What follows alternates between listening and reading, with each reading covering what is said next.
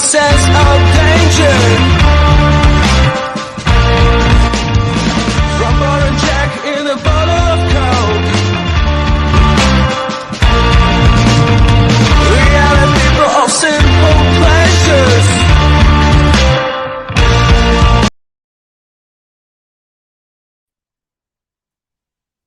What's going on, guys, and welcome back to the live stream. I'm host Sway from Host Sway's Exotics, and I got my co-host here. Yo, what's up, everybody? Ball Python Love here. How's everyone doing?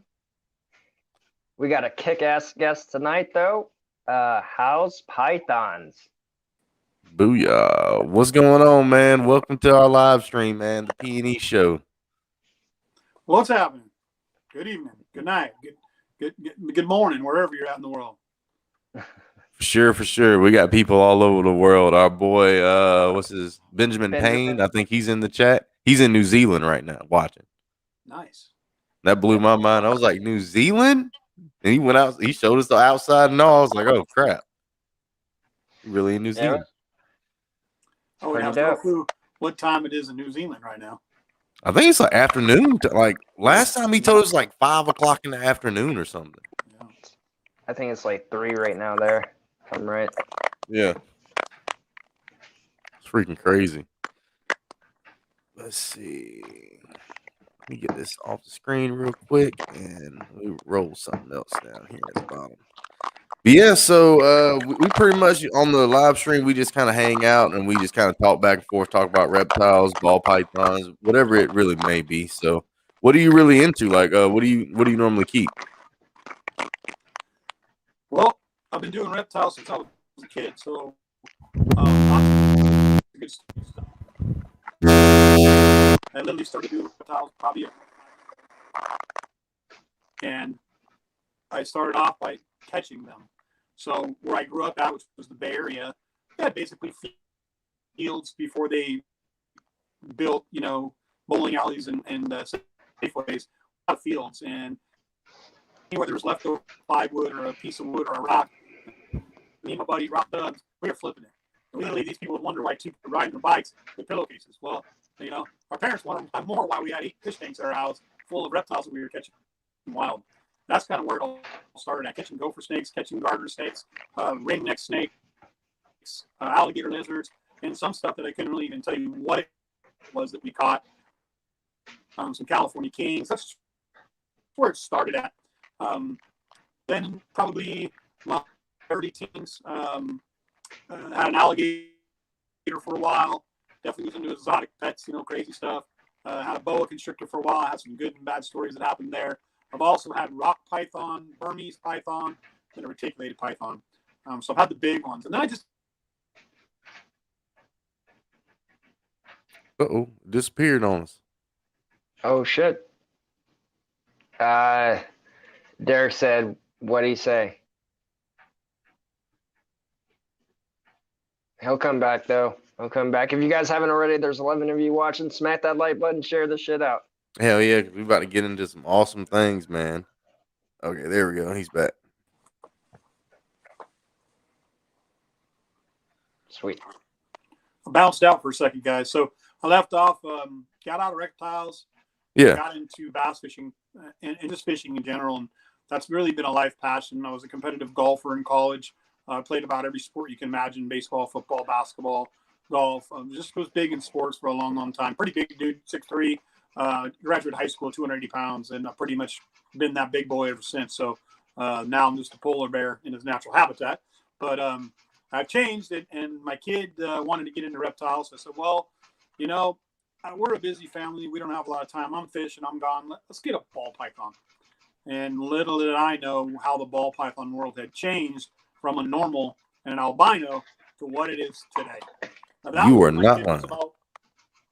I'm going to say probably about 12. She's getting ready to go to Boise State in a month. So that's when I really started getting into ball pythons, and it kind of went from there. I started off, I got a normal one for her. Cool, right? Then I saw a pastel, about lost my mind. Oh my God, a pastel. The next thing you know, I had a male and a female pastel and another pastel. I had 3 pastels. just because I like the patterns. So when I started collecting ball pythons, not that there's anything wrong with this, but in the long term of being a breeder, I was making a lot of mistakes. I didn't know. I didn't have any coaching. I didn't have any guidance. I like visual pythons. I like how they looked. There's nothing wrong with that. But you learn in time that if you're going to buy pythons to breed them for any kind of reason or not, you buy the females first. You build your female stock. You get them up to size, and then you buy powerful males. And you don't need a ton of males. And this is still where I struggle today because I have a lot of animals that I probably should get rid of, but I like them. But if you're going to get into ball pythons and consider breeding, buy your females. They don't need to be 5 gene animals. 1, 2, 3 genes. Powerhouse males. Powerhouse females. Get them big, couple genes, and then go out and get a male that's got cool genes in it and multiple genes, 2, 3, 4, and then some het stuff is a great idea because that's really where the future is going. Is in the hets, and it's going to keep going that route. Good example, you buy a pastel yellow belly orange dream combo, you can get a female for $350 to $500. You add het clown to it, it's $500 plus. So going recessive is a great plan for anybody, and that's where I kind of started changing what I have and what I'm going for my future. But that's kind of how it started, just one ball python. And right now I'm staring at these racks 6-7 years later, and I don't have a ton. I have buddies that have 400 or 500, but I got about 80, and the quality is definitely coming up. I'll be moving snakes out of my racks that are more common, great genes to work with, but I'm just elevating what I do if I'm going to continue to do this. I've invested in the last probably 2.5 years. I really invested in increased the quality of the ball pythons I own and the direction that I'm going today. Because there's money to be made in this whole, like, this whole knuckle with ball pythons and just reptiles in general, like, you know what I mean? Especially if you have a passion for reptiles and things like that. I mean, that's what's really gonna take you a long way in that. Because, like, I don't know, I love ball pythons. They're one of the best snakes in the pet trade. I mean, everybody knows that. I mean, because ball pythons and corn snakes are the top 2 sellers of anything, really. But so overall, ball pythons low maintenance, which is why we got one for my kid. You can feed them twice a month, and that would cost somebody, depending on the size of the snake when they're a baby, let's just say $3 a rodent. And when they're an adult, maybe you're paying $4 to $6 a rodent. But you've only got to feed them overall about twice a month. When they're young, you can feed them weekly or even bi-weekly, twice a week, if you want them to grow. More of a breeder thing when you're doing that. But overall, for a pet, you do want to make sure you know what you're doing. You want humidity right. You want the right heating setup. Make sure you do your homework before you get into it, because there's a lot of misinformation that will come to you even from pet shops. Check with people on Instagram. Check with people on Facebook. Hey, hit up Howe's Pythons. I'll teach you what to do right that I didn't learn right when I started. So I've made mistakes too, but now all my animals are pretty much in racks. I do have one enclosure left out there. It's a visual enclosure that we keep, we've got it set up right, and there's never any problems with the animals. We keep it clean. Humidity is going to be an issue anytime you have a tank, unless you cover the top of it. So definitely do your homework before you get into it. But yeah, they can be a very low key. They can be great to handle. They can go outside with you. I don't recommend a ton of direct sunlight so much, but it's not going to kill the animal if they're out there in the sun or on the grass for a little bit, as long as it's not a super hot day. You just don't want to overheat snakes, so to speak, because you can dehydrate them. They're just like us; they can get dehydrated. So, but definitely do your homework, and it could be a great hobby to get into. And you never know where it might lead. Like where I'm at today, sitting here staring at about 80 pythons. Dude, I love them. You said you had a boa. I have a boa constrictor right now. I have a Guyana red-tailed boa. I'll probably bring him out in a little while later on. Because I haven't held him in a couple of days because I just fed him. So I got to let him kind of digest a little bit. I had a Colombian red-tail that my buddy bred, and when he moved, he actually he had to serve in the war in Iraq. And so when he left, I took over his rock python and his boa constrictor. And his boa was a 7-foot Colombian boa. He had also had a litter from those boas, and he had given me one of those because it was a runt with a kink in its tail. And I had that snake for about 60 days. That runt ended up being twice as big as any other animals in the clutch, was a tenacious feeder. And, a young guy not understanding what could happen, I got a sad story there. And that is, I had both boas living in the same big wooden box cage, clear. We used to build cages. So it was another thing I used to do. I used to build big giant enclosures for big snakes, and a plexiglass front, covered heating section, and a nice area in there for the snake with 2 lids that would come off. Very, very clean done. They were nice looking fixtures in your house. Well, I had these 2 Colombian boas in there, the baby and the dad. And dad was a tenacious eater. He always ate. But every once in a while, you'd have to stun the rat or kill the rat for him to eat. Well, I stunned this rat, threw it in the cage, and I was leaving to go fishing, of all things. And apparently, this rat was a tougher rat than the other 90 that they'd consumed, because I banged it in the bag on the wall to put it out of its misery and put it in the cage for them to eat. When I came home, that rat came back to life and skinned the baby boa, completely skinned it. It was a horrific experience, a learning experience about leaving rodents with your pets. Never leave a rodent with your pet for more than 10 minutes. Don't try to feed too many animals at once. You feed and you check. And don't just go by, you heard in the cage, you're feeding live, because they will release that rodent sometimes, and then that rodent turns on your pet. And this happened to a couple of my ball pythons, even with experience, because I heard them rap on it, and I didn't check in 10 minutes. It could just be 20 minutes. And you've left that rodent in there too long, they will dig holes in the back of your animal. And now you got to talk about how do you take care of that animal that's been damaged medically, basically. Yes. Like a dog taking chokes out of you. That's why damage. That's why I do the love lock. A lot of people feed frozen thawed for that reason. I prefer live for different reasons. But you get keen to that. Now it's I only feed it a couple of times, 10 minutes. That's it. We check and we pull the drawer all the way out to make sure that little thing ain't hiding into the dirt or anything like that it has been eaten, to protect your animal. So, hey, I'm admitting I've made a mistake or two in my lifetime. Been doing this 45 years, kind of scared to say. You're going to make 2 or 3 mistakes if you've owned hundreds of snakes. It's going to happen. But now we've got that completely under control because we just don't turn our backs on them. So my great advice to people is when you feed, you check. If they haven't eaten it in 10 minutes, remove that rodent, stick it in something somewhere else that's containable, and reintroduce that feed maybe in the next couple of days. Keep your animals protected. Yeah, I do live feedings. I breed my own rats. So host wife will know I have this thing called the love lock, where if they don't have a good grab on it, I'll just hold the rat's head back until it dies. I bought my snakes for a reason. I didn't buy my snakes to see them get fucked up. Yeah. Yep, it can happen. So then learning experience. Don't leave them in too long, and you'll avoid that for sure. The only reason why I do frozen thawed is because, like, where I live at in Statesboro, it's the closest place I have that would probably have feeder rats and stuff like that, like bigger things, would be probably 45 minutes away from here. Yeah. Like Savannah would be the closest place to me that'll probably have something like that. So the only thing we have here is a Petco in this whole surrounding area of maybe 50, 60 miles. So, I mean, the only thing they carry is small rats and female rats. And half the time, with them being the only store, they never have any feeders. And they're not even technically feeders. They're pets. So you got to sign paperwork and all that stuff when you go buy them every single time. So it gets kind of annoying. So the street is Petco, and they order extra because I live across the street, and I go right there every Thursday after work, and I have no supply problems. There was a few times there's been an issue. I do have a serpentarium locally here. They carry some as well, but the ones I get from Petco, they're just so much bigger. It's a better value when I buy from them, and the price is not terrible. It is a few bucks, but I don't want to have rodents here too. I've got too much. I got 2 pit bulls.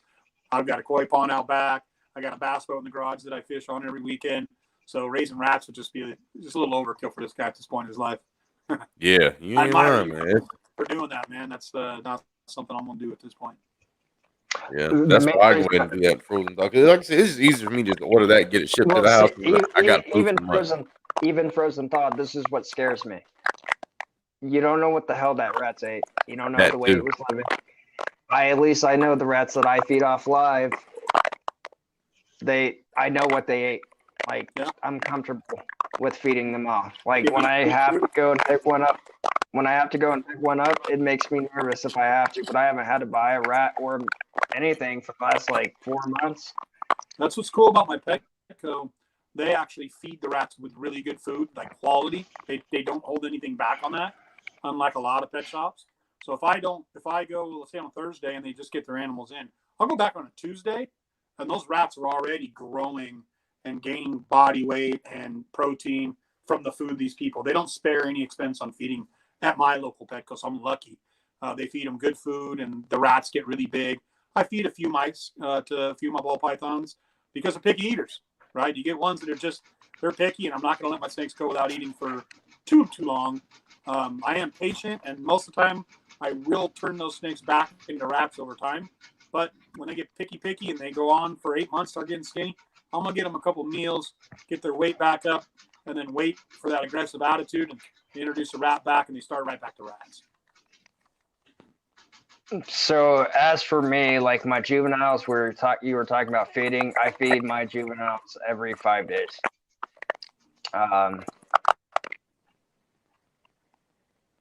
But that's you kind of already said it's more of a breeding purpose to get them up to weight and all that. But yeah, so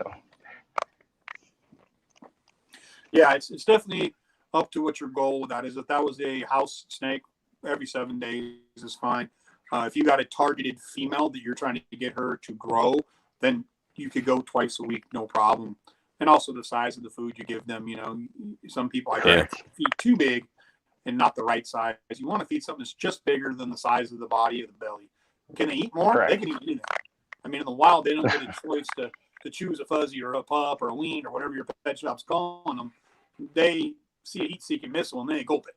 So if it's big, they'll deal with that and they may not eat for a few weeks. But general rule of thumb, they stay really healthy when you feed them once a week. And if it's a breed, grow them for breeding twice a week is definitely what's recommended. And that's how the guys that are at the top level of ball pythons, that's what they're doing because they're looking to get that snake ready to breed.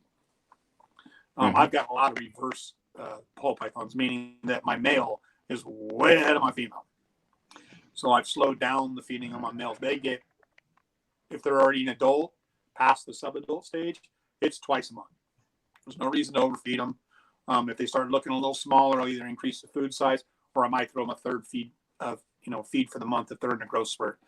But for the most part, most of my males are going to get twice a month feeding unless they're a project I'm working on. I want to fatten them up for breeding so that they're healthy through the rigorous of the breeding. Because they lose a little bit of weight like throughout the whole breeding season and stuff, right? Well, the males won't lose weight because of breeding so much, in my opinion. Just my opinion from what I've seen with my snakes over the years. But it's after, because a lot of times after they breed, it does take a lot out of them. They lose the weight, what I would call post-spawning fishing, right? It's the after, because some of them don't eat after. Now, other males, you drop them in, stick them in, let them do their locks, pull them out, you feed them right away. They eat right away. So they don't really lose weight. But it seems like once they've gotten out of that rotation of being in the breeder circle, a lot of times they go off feed for a while and they get slender. And that's just part of what happens. It's part of ball pythons. There's little tricks and different things people do. Some people will pull the snake out of its cage and put it in a small bag, try to get to eat. I don't like to do that. I like to leave them in their cage. When they're ready, they're going to eat. I don't panic about it. There have been some that go quite a while. Try a smaller meal. Sometimes you got to go to a bigger meal. Just change it up a little bit from what you're normally doing, and they will eat again. And you got to be patient because ball pythons can go a very, very long time without eating, without any problems. yeah, I mean, I've had my normal. She's now like coming into sub-adult, and she went off food for like 4 months, but she maybe lost 20 grams at most. I was like, and sometimes she's go fine. off food and lose a bunch, and other ones will go off food and they don't really shrink at all. It's actually kind of interesting how I tell people it's just like us. You have 3 brothers. One's Ron, the big guy, and my other brother, he's skinny as a rail. He's got a different genetic from the other side of the family. Yeah. Snakes, dogs, they're all the same way too. They got different genetics within the genetic. You've got some ball pythons that stay shorter and really stout, which I love those visually. And you have some ball pythons, they just get long and they stay long through their whole life. They'll especially get that way. Females seem to especially get that way in growth spurts where you could be feeding them like a horse and they just don't gain any girth. That's because they're stretching, they're growing. And that's when the next shed comes and you feed them and they just continue to grow. And it's just how some females are. But I do definitely like the ones, when you get the ones that are like the shorter, stouter ball pythons, to me, those are the coolest. I just like those little short, stout ones. There's not, it tends to be a fewer of your collection overall, because males tend to be longer and thinner, and females, they get to a certain size and they just stop growing. That's when they start getting, you got to cut the food back so they don't get too fat. It's not good for them to be over fat. So. Yeah, because I had to do that to one of my snakes. Because I was starting to notice he had a little fat roll, and I was like, I've never seen a fat roll on a snake. Yeah. So I was like, yeah, we're gonna bump you down to like once every 2 weeks. Yeah, that's why they say that rats are better. You know, I think in the wild, snakes don't get a choice. They eat what has heat, a heat missile, or it's got heat and it's moving and it's got a smell. They eat it. They don't get to choose whether it's a gerbil or a rat or a mouse, or they just eat what's there, right? It could be a baby rabbit or a chicken or a bird. They're gonna eat it. They say the rats have more protein and the mice tend to be more fat, but I'll be honest with you, I have snakes that eat both. You couldn't tell the difference which food they're eating. They look exactly the same, and they're healthy. So as long as they're healthy, I'm cool with it. Yeah, exactly. As long as they're healthy, that's the main thing. So one of the things that fascinates me is just getting into ball pythons, and you learn more and more, and you get more into different genetics. And I like visual, so there's a lot of what I have is probably not worth a ton of money, but they look really, really good. So I want to ask you guys, like in your ball python experience, like what's you mentioned pinstripe. Pinstripe's pretty radical. You can do some really cool stuff. I think kind of been really an ignored gene for a while because it's kind of a common gene, so to speak. But what you can do with the pinstripe is starting to really get exposed. And I think pinstripe is making a resurgence. And you'll start to see people do more. There's a lot of pin pieds right now happening, pin clowns. And I think you're going to see even more with the Desert Ghost and Orange Dream mixes. And what's your guys' favorite morphs as far as visual, not dollar value?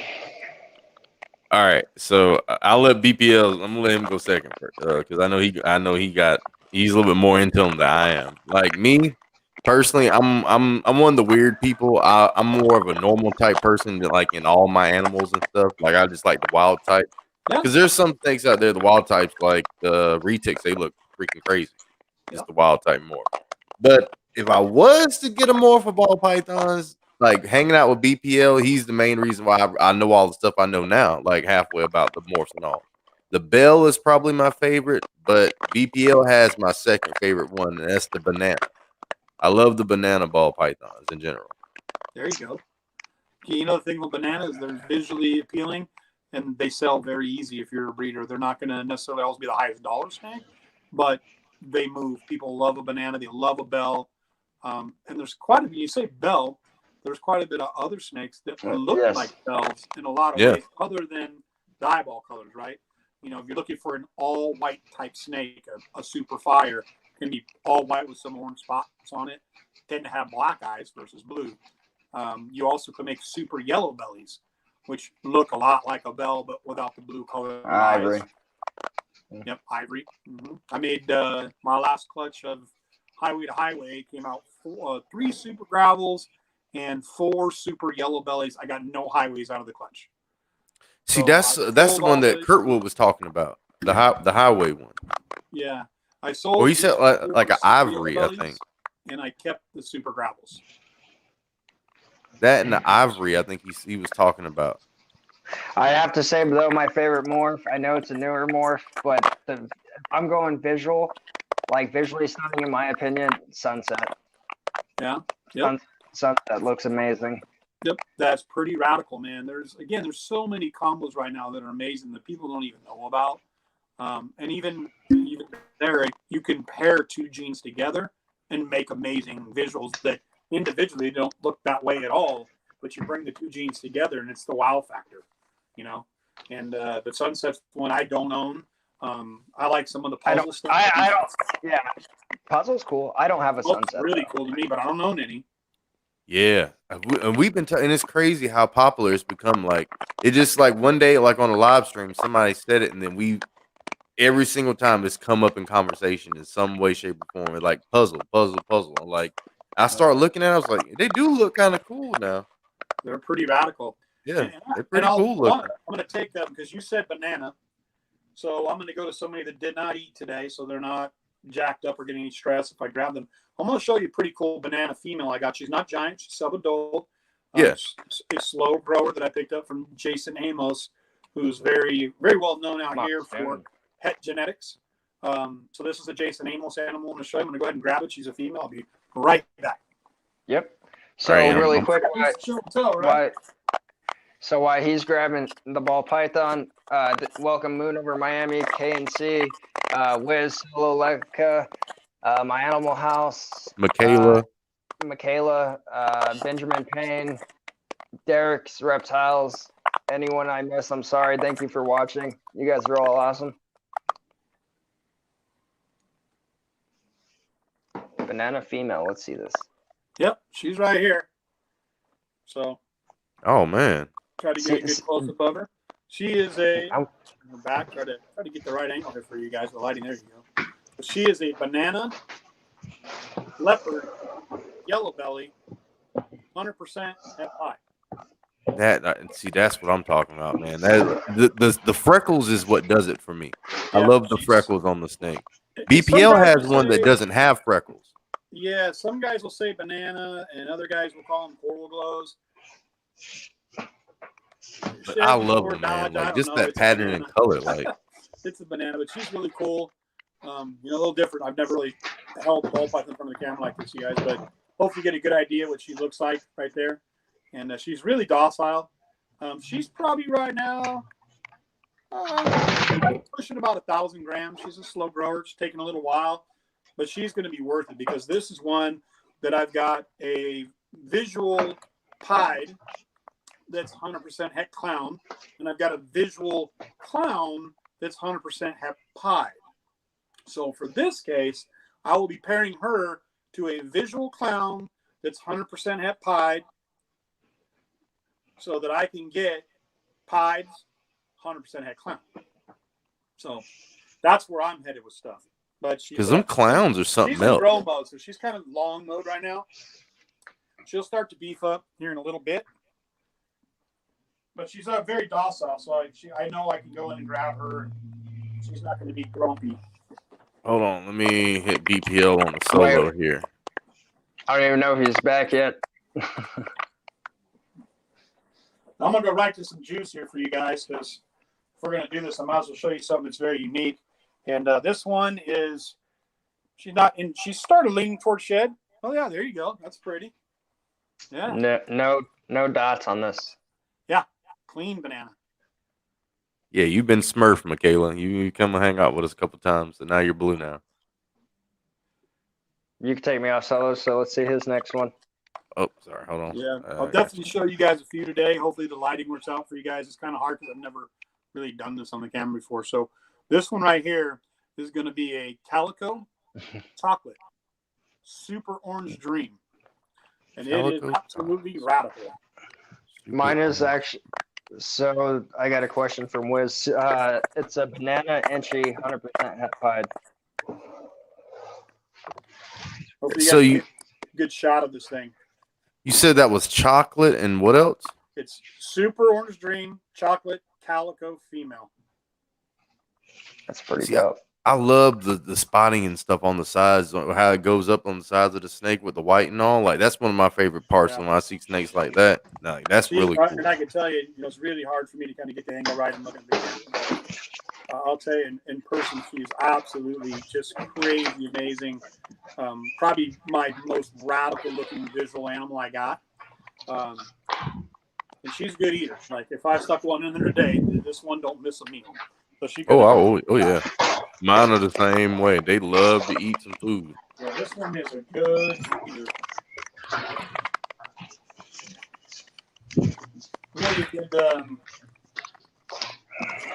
Really a good girl, for sure. Oh, buddy.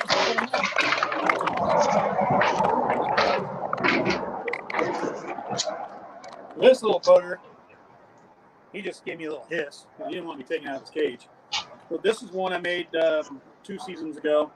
He is a pastel orange dream calico male. Pastel He's orange an absolute dream clone of his father.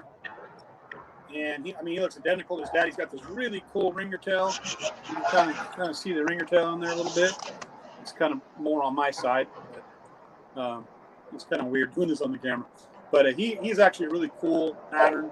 The Orange Dream stands out pretty good. The Calico and the pastels kind of blended out, but the genes are in him. The stuff his dad has made, which his dad's an absolute clone to him. He has made some killer looking stuff.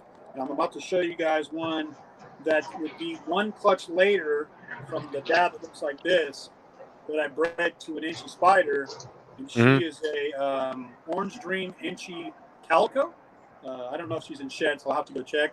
But she's one of my favorite snakes that I've made. She is crazy orange, but I'll show you her next. But he's pretty cool dude. So there you go, and get a good idea of his side patterning. Dude, that's crazy. Look at the speckling and all. That's awesome.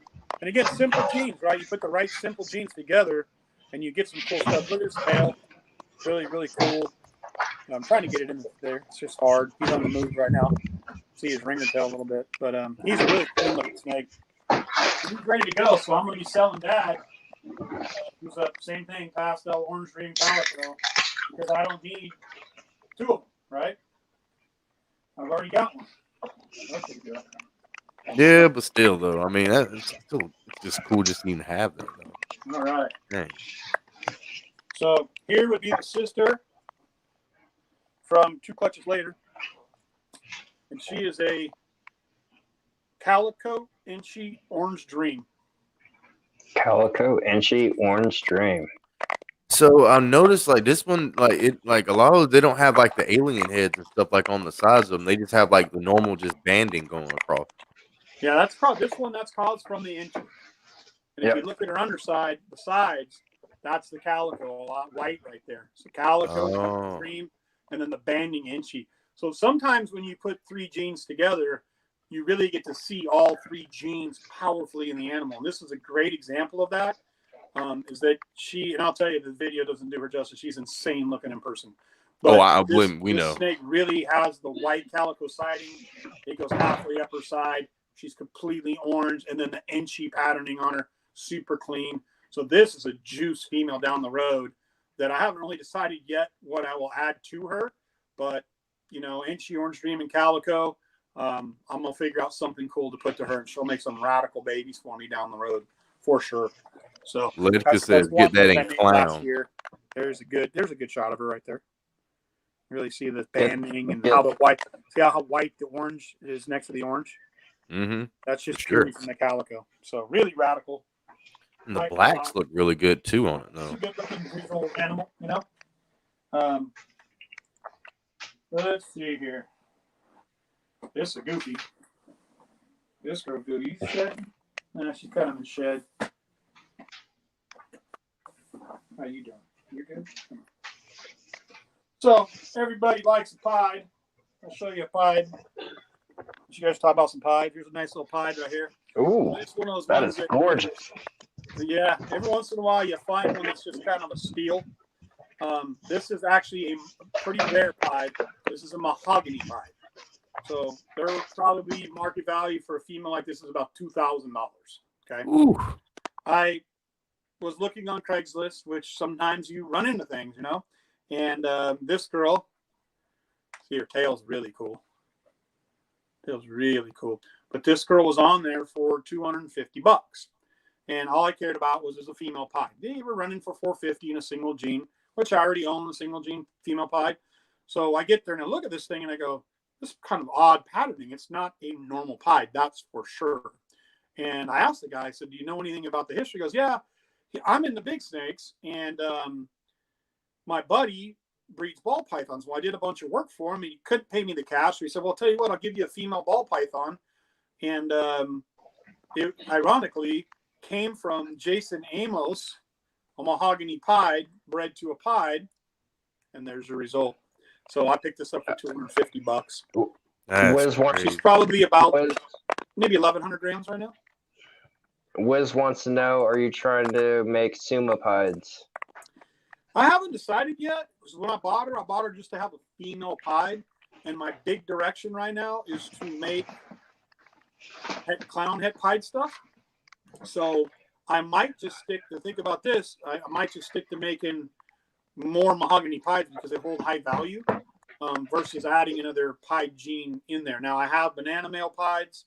I have a very high het pied snake that's spider, fire, orange dream, yellow belly, 100% het pied male. So I have a male that I could stick to her and make all kinds of crazy stuff mixed with a mahogany. I do not own any black pastel stuff. So I have a black pastel female, but nothing pied.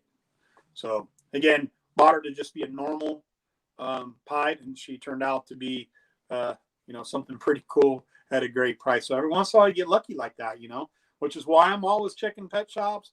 I'm always checking, the Craigslist stuff, because you never know the day you're going to open it up and grab some gold. I've got a yellow belly clown female, Craigslist. Picked her up for $350. Right now, when I got her, she was probably 700 grams. She's right at about 14, 15, 1600 right now without weighing her. I mean, she's a yellow belly, full grown adult clown right now is worth a couple thousand at least. I picked her up for $350. So, and I've had to raise her, but I mean, I got her on a great price. I've raised her, and I've got a male to stick to her. That you like the banana stuff, right? So the male that I plan for this yellow belly clown female, he is a banana, black pastel, spot nose, 100% het clown. So I'll be sticking him to a yellow belly clown female, and that gives me just about almost everything I could do to hit some pretty radical stuff.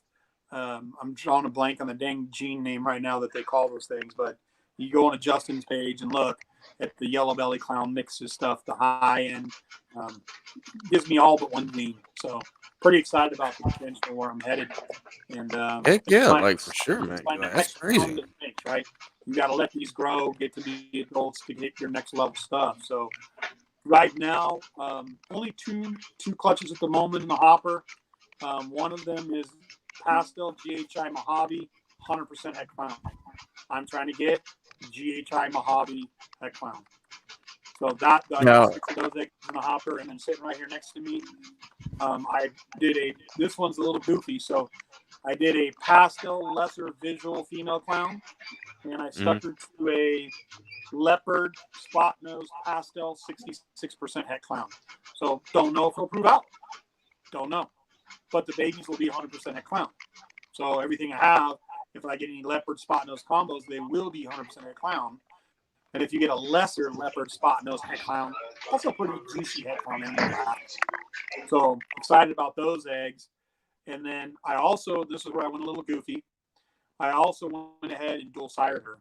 So the other opportunity is going to be the male that I bred her to is another Jason Amos powerhouse.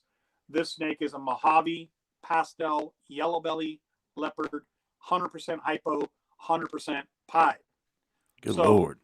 If that ends up being the babies, we got 100% clown, 50 pied, and 50 hypo. Still a nice powerhouse combo, and who knows what is going to come out of that clutch. So, one of them I know exactly what I should get. Then it's the odds of what comes out. I could end up with pastels and normals. Who knows? They'll all be het clowns. And then this other clutch is also from a visual clown. So they're going to be 100% clowns no matter what comes out. But that one, we're just going crossing our fingers that something comes out of their clown, because we don't know if either snake's, if the one snake's going to prove out as clown, het clown or not, because he's 66%. To understand that means that 200% het clown snakes will breed. So two non-visual 100% het clowns breed together, you get a 66% clown. And then you got a 66% chance to get a clown out of a clutch. So that's a lot of recessive stuff's got me going right now. That's where I'm headed. Pretty excited because it's a lot of in the future for me. But I now have some female clowns that are getting ready to go, and I've got males that are right behind them, and I've got visual pied het clown, visual clown het pied, that I could stick to either one of these now and just really get that 100% double het thing going. I'm waiting to get a visual clown pied male. And when I do that, I will sell the pied het clown and the clown het pied that I have, because I'll only need one male. And I could stick them to any female in my collection and make everything 100% clown, 100% pied. That's my long-term goal right now. Because them clowns are some beautiful snakes. 'Cause them head stamps and stuff that they have on them. We were looking what's at up? those, and there was another one. I think it was called Kryptons. I think they have like a Yes. weird head stamp. Yeah, so We talked about those. going through my my clown collection, and we already expressed the clown head pied and pied head clown, but I have a leopard orange dream that's 100% double head. So he's orange dream leopard, 100% head clown, 100% head pied. I have a black head. Super excited about that one because he's just about ready to go. 100% head clown. What? That's I have crazy. a Mojave clown male, a banana clown male. I have a blade clown male. The Females, blades are this is really where nice. I'm I like learning a those. little bit. I originally bought a killer clown, and now I'm finding out you really don't want pastel in your clown females. You want to avoid pastel in your clown females, but with certain genes, it's not going to hurt to have pastel. Some of them will actually help brighten the snake up, like a pastel yellow belly clown. They look amazing. That's where pastel looks good in the clowns with yellow belly. I think there's some other genes I have coming, like the blackhead, maybe even cinnamon red stripe head clown that mixed with pastel are going to come out very well. So going on my clown journey over here, what else do I got that's clown? So I've got pastel, orange dream, yellow belly, 100% head clown female. I have a cinnamon red stripe head clown. I'd love to show you, but he just ate. He is something else. You could see some of these animals on Howe's Pythons on Instagram or Facebook. Yeah, there you go. Yeah, for sure. Vanilla Fire head clown. She's amazing looking. Female. Really excited for this one. Pastel gravel, 100% head clown. My buddy bred that one from Jimmy at Ball Life. He's a Fresno local breeder. This guy's got juice in his collection. He's a big mentor for me in ball python, so I have to give that boy a shout out for sure. And he's just a heck of a good dude, man. Yeah. But that snake was bred to a super gravel bred to a pastel clown. So we know exactly what we got in genetics, which is a gravel pastel 100% head clown. Getting off the clown topic for a second, black head, yellow belly, pastel, 100% head pied. So I've got two blackheads in my collection, one on the head pied side and one on the head clown. So to answer your question too, he's a great target for the one I'm holding in my hand. So imagine a blackhead, Mojave, yellow belly pied. That would just be insane. We had, I think it was Dylan from D's Balls and Exotics. I think it was him. He had, he's the only other person that mentioned the blackhead, and he took some out and let us see him. Like those blackheads, I really like those a lot too. I guess is that like something new that just came out recently? No, it's like a lot of other genes. It's just a matter when they start getting exposed. And right now, I want to say if you did a blackhead clown, it's like $3,500 to $5,000 for a blackhead clown. Good Lord. So I got the male head clown at a great deal and was already pretty big. So he's about ready to breed. And so now the question is, do I put him to a killer clown so I get pastel blackheads, or do I put him a pastel clown so I get blackhead clown or pastel blackhead clown? Just that's really my choices right now that I have, and I'm just going to run with that. That's fine. So I'm pretty excited about that one. And then right behind that's going to be the cinnamon red stripe project stuff. And the cinnamon red stripe together in a head version. He's crazy looking, just crazy cool. So female yellow belly clown. What else we got here? I have this one's really cool, but he ate tonight. I'd love to show you this guy. He is a Russo Woma clown male, and he is super bright, super clean. Almost looks like a light version of a blade clown. Pretty cool dude there. Pastel lesser clown, killer clown, pastel clown, leopard spot nose pastel head clown. Going up the other side, I have a fire clown female. I have a pastel yellow belly visual clown female, subadult that's growing like an absolute beast. She's got me excited for sure. And I've got so adding to the clown, I have a Mojave triple head. So Mojave, head pied, head clown, head hypo, all 100%. and have a female Inchy, 100% pied, 100% clown, 100% hypo. So some good combinations going to come down there in the future. And that might be where I actually, because of the hypo, put a head animal to a head animal.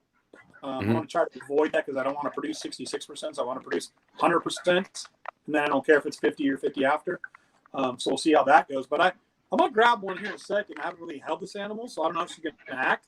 But I just picked this one up, and it gives me my second female hypo.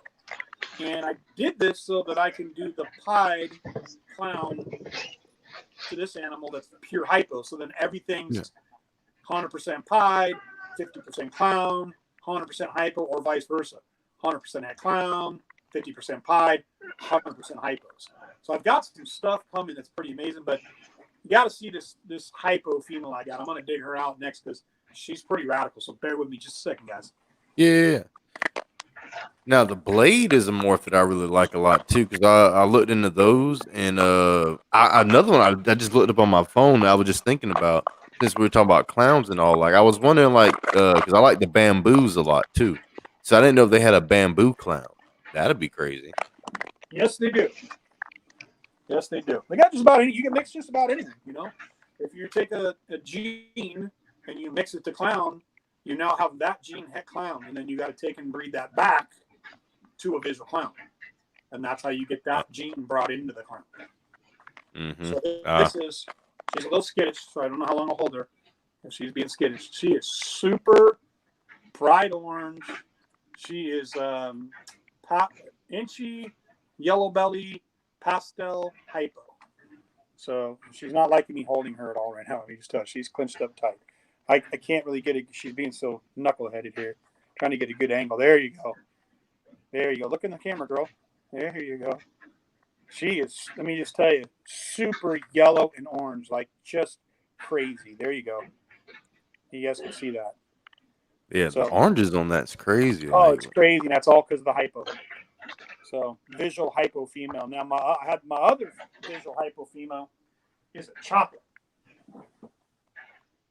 Go on, girl. So the hypo gives them like an orange color. No, the hypo, it makes it like that ghosty, like coming up from the bottom. Kind of like fades it. That girl has only been here a week, so this is not going to show up the great as far as lighting, but this is a chocolate Inchy ghost. Hypo. Yep, hypo. Ghost. Chocolate Inchy hypo. So you can see the hypo in it coming up on the bottom of it. Yeah, it's super faded looking in person, man. Like almost, she's almost gray. Like in person, she's almost gray, like a dark version of an Xanthic almost or something. Pretty radical. And this was another Craigslist find that ironically was right here in Elk Grove across the bridge from me. So the guy lived 5 minutes away. And when you're getting females of this quality for under $400 across the street from your house, you can't beat that. And she's already probably 700 grams-ish when I bought her. So I'm not going through this wait so long. She'll be a 2-year project and ready to go. So anything I got that's visual ghost is going to get 100% clown and pied stuff stuck to it. So I will have triple heads in my future coming out of Howe's pythons for sure.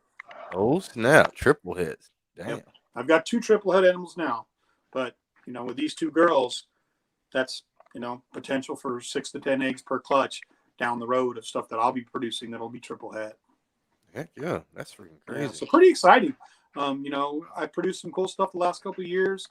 You brought a pinstripe, and I have a pinstripe female that I've held on to, and I had a bumblebee male. So just a spider pastel and a pinstripe. And the clutches that we made from this thing, every animal out of the clutch was just crazy looking. Now we had a couple spinners that looked just like a spinner, but even the baby pinstripe was just insane looking. But we had a lemon blast out of the clutch that was a completely reduced pattern lemon blast. Like nothing you've ever seen. Barely like the pinstripe markings are almost missing, but they're there. Kind of hard to explain. Almost like it was a pinstripe lemon blast ghost, but it wasn't. Just a reduced pattern stuff. Well, she produced a spider that when I'd show people the picture, they go, that's a pinstripe. I go, no, look at the head. Oh, that's a spinner. Spinners don't have bars down the side. have lines down their back, thin ones, like a pinstripe. And people really have to stare at me. You're right. Oh, yeah. It looked like a spider head, darker than a spider body, yellow, gold sides, but a complete stripe down the back, like a genetic stripe almost. Complete stripe with only one band. And you know, spiders, their backs look like that, right? It's like jiggy jag. Yeah. Back. The whole back is a stripe. Super clean, almost like my super stripe, which is my Spectre yellow belly, right? So really radical. I kept them for years. I never bred them. I wanted to prove them out, but I just didn't want to waste a female on more spiders because I already have an inchy spider and I bred some other ones, right? So I was getting to where I just had too much spider going on. So I ended up selling the lemon blast guy and selling the spider guy and even getting rid of Dad the bumblebee just to get the spiders out of my collection because I made the pastel orange dream calico spider. So I really only need him instead of all the others. But I kept the pinstripe.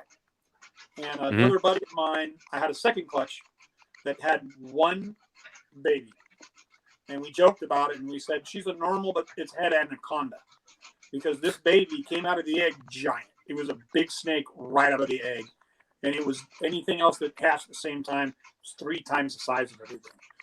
We think it might have been special, but half the people you show it to would say, oh, it's a normal. Oh, it's just a good normal. It's a good normal. But when I brought it out in the light that day and I sold that snake or gave it away for $50, I knew it wasn't just a normal. There was something else going on in there. So I've kept that female pinstripe and I hooked her up to a Mojave. And the reason I did that is because we talked about how Ron likes visual snakes. I want a crystal really bad. I love crystal ball pythons, which is a Mojave special. So I'm hoping, praying, we'll see. It's just a crapshoot that my Mojave clown hooked up with my pinstripe, and maybe that hidden gene that was throwing all this weird stuff in these animals was special. Now, if I can end up getting a crystal het clown, that's a pretty good animal right now. So we'll see. If not, I'm going to have some Mojave pinstripe het clowns. So if you're a pinstripe lover, I might have something for you at Ball Python Love real soon. You got a lot of plans on here with Howe's pythons, man. What you trying to do in the future? There's stuff going down, bud. That's for sure, man. There's stuff going down. I got a lot, and it's been a lot of work to get to that point, but I'm excited because the collection's elevated. I still have a regular, we think she might be just pastel. She could be pastel inchy. She's a big 3,000 gram animal. Never produced me a clutch yet. She was that first pastel that I ever had out of when I got into ball python. She's the first one. I still got her. She has not given me a clutch yet. So I know it's going to happen. I'm going to sell her to somebody for like $350, and she's going to drop some weird. She's going to be a head clown, and no one knew it. And she's going to drop a clutch for the next guy that breeds her, because that happens. You know, For sure. a snake So- that no one really talks about is albinos anymore.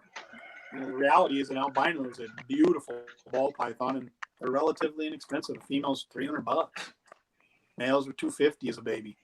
I've kept 2 albinos as well. I have a black pastel albino, which if I wanted to make heads, I could put that black pastel albino to that pied.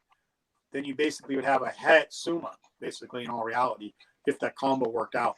You'd have to breed it back to a pied to maybe get some suma pieds or whatever, the black pastel pied stuff.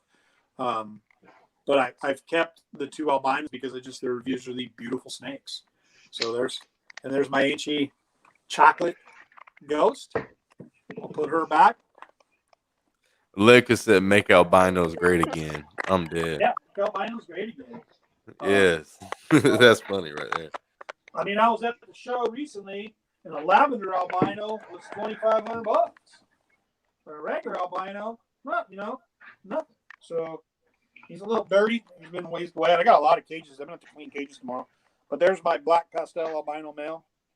This guy's a mouse eater. This is what he eats. But he's a absolute healthy specimen of a bull, as you can see. He's a nice chunky snake. So I still love me some albinos, man. So what would be a good weight to get your females and males to before breeding starts? So the rule of thumb for a female ball python is at minimum 1,500 grams is kind of a rule of thumb. Some understand if you've got a 4-year-old female and she's 1,350 to 1,400, she's ready to go. She might just be a smaller, a petite female, right? So, but rule of thumb is 1,500 grams for female ball pythons. Males, people will breed them at 5. I prefer 7, just so they can withstand the rigors of breeding, right? They're going to go through some trauma with breeding and some ups and downs with eating, potentially. So I like to have them just be a little bigger. Plus, I feel that the bigger you let your female get and you introduce a bigger male, you're going to get those 8 and 10 egg clutches versus the 5 and 6 egg clutches. Just my experience so far with the clutches I've had.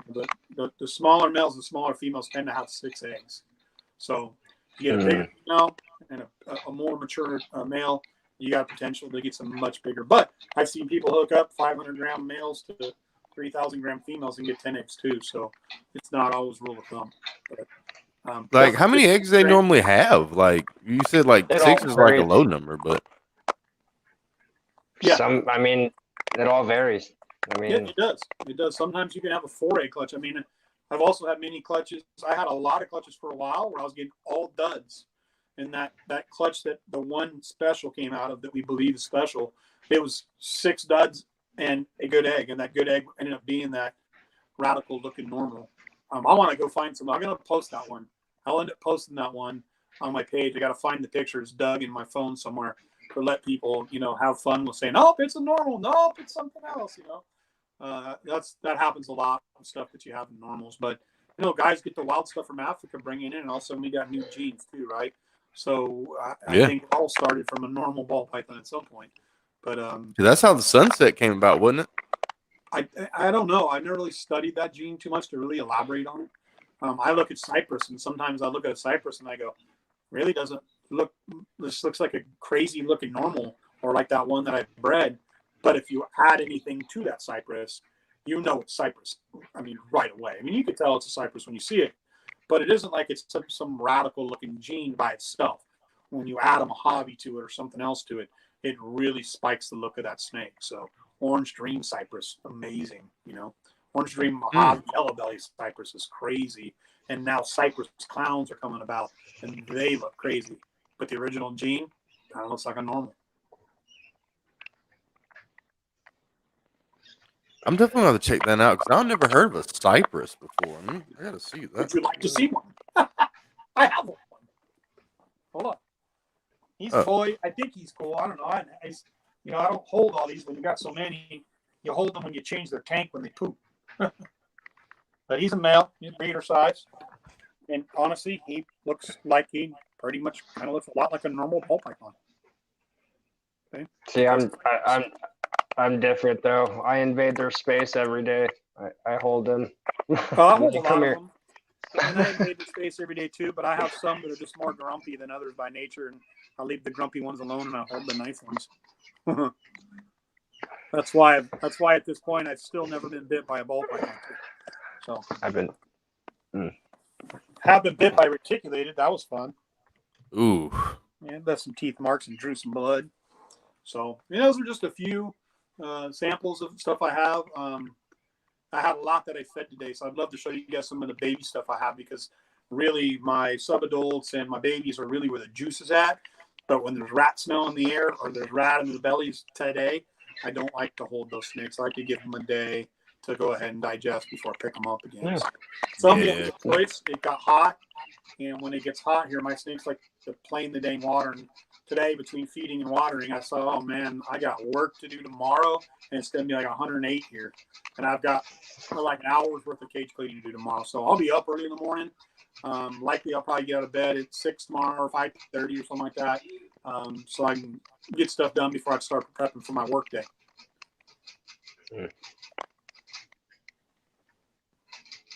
Let's see, like maybe I Pastel might be able Highway. to get the bow I out. can say a highway male, but my Pastel Highway female, she's absolutely stunning, beautiful, but I think she's gravid right now. I'm getting ready to lay eggs, so I don't want to touch her. Only when I have to. I'm gonna go see if I can go find the old bow. Let's see who he's at. So what other juice you got in that collection there, Ball Python Love? You got to see quite a bit of Howe stuff, just some samples. I didn't pull all my juice out, but I definitely spoke to some of it and showed you some of it. I wish I'll show you. a little better how to hold them so you guys can see them better, but Grabs. So you seen the banana Anchi 100% het pod? Yeah, there you A go. lot of my. So here's my Super Mojave. And, It always actually a probably beautiful snake. Bell is always a beautiful snake. that would probably help too, huh? But like, I don't know. She looks amazing. She was under her water dish. Yeah. She is cool for sure. I think you just gotta love the noodles, man. Ball pythons, they're an amazing animal. They definitely have an attitude. They have personalities. Some are wily and Riley, and other ones are just chill. I tell you this though, I've had some, like I've got a big lesser female down here that I've owned since she was a little girl. She's never ever struck at me, and recently she tried to take my face off. We think it's because she's gravid, but I've got a few that have just been absorbing eggs on me and not even laying any eggs. So don't know if that's what it is, but I'm pretty sure her aggressive attitude means she's going to give us some eggs pretty soon. Some sort of spider. Spider, pinstripe, cinnamon. There you go. Yeah, once you turn it over, then I can see that it's got the pin in it. Yep. But, And I have, so she's a cinnamon spinner. Yep. Yeah, cinnamon spinner. Yep. Yeah, once you turn it over and I got to see the head right there, you could definitely see the spinner.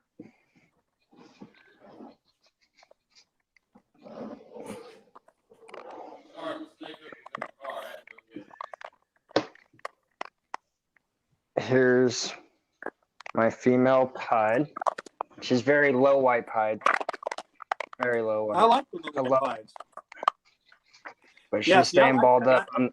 That actually looks a lot like the pied het clown I have. It's low white and it just has that little ring like that. I love that. That's cool. A lot of character in the layout of the snake, right? Yeah, no, I love it. More detail. Yeah, It's kind of cool. really She's cool. also 100%.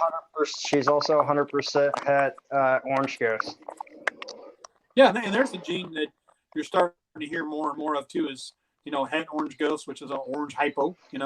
And they definitely influence the snake's look for sure. Pastel something. Pastel double het ghost clown. There you go. There you go. 100%. 100%.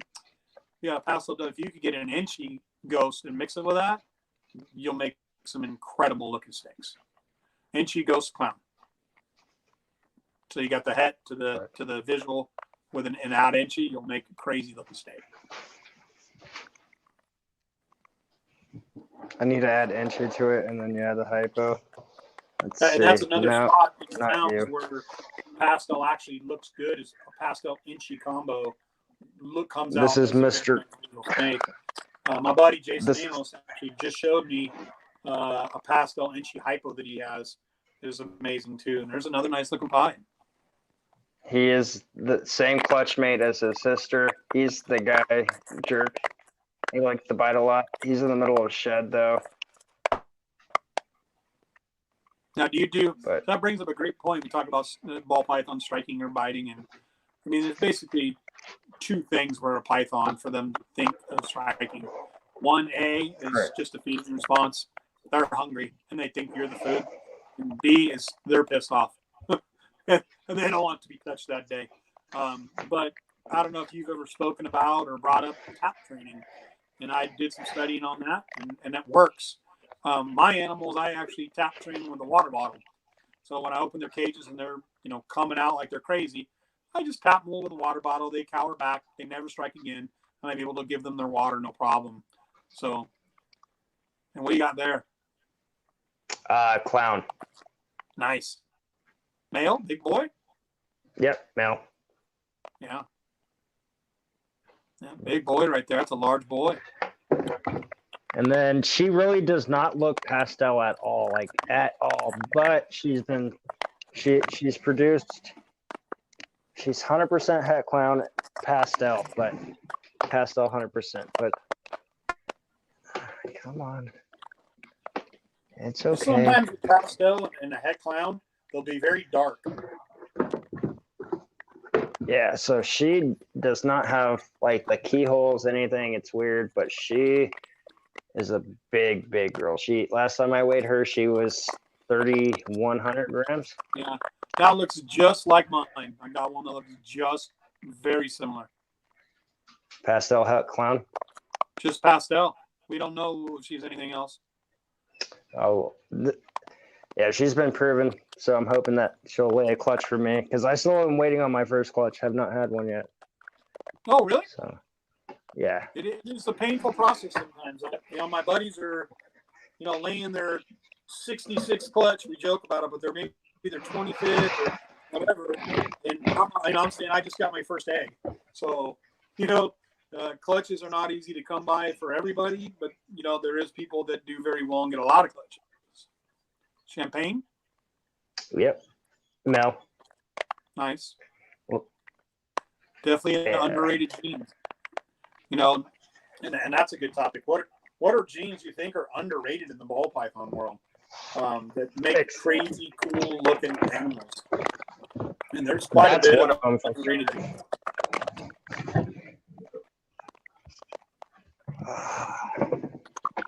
I think that hidden gene Woma is an underrated gene. But you do have to understand that Woma has some spider tendencies to its breed. Normal? No, just a plain normal. Yeah, normal. Yep. Yeah. And normal ball python's a cool looking animal, man. Sometimes I appreciate them a lot.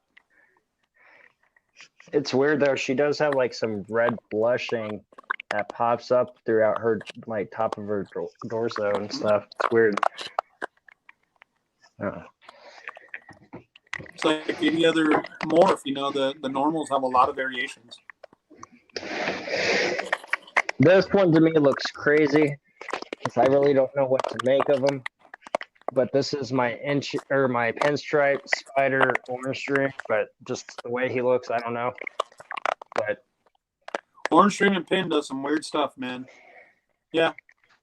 So what you got there is a spinner that the orange dream faded the pattern out. So very common for orange dream. So one of the things that orange dream does when you put it with other animals is it reduces the pattern, especially near the tail. Definitely a common thing with orange dream. But I got a pretty cool orange dream I can show you. I got a couple pretty cool orange dreams I can show you that I didn't pull out yet. Great gene. Asshole.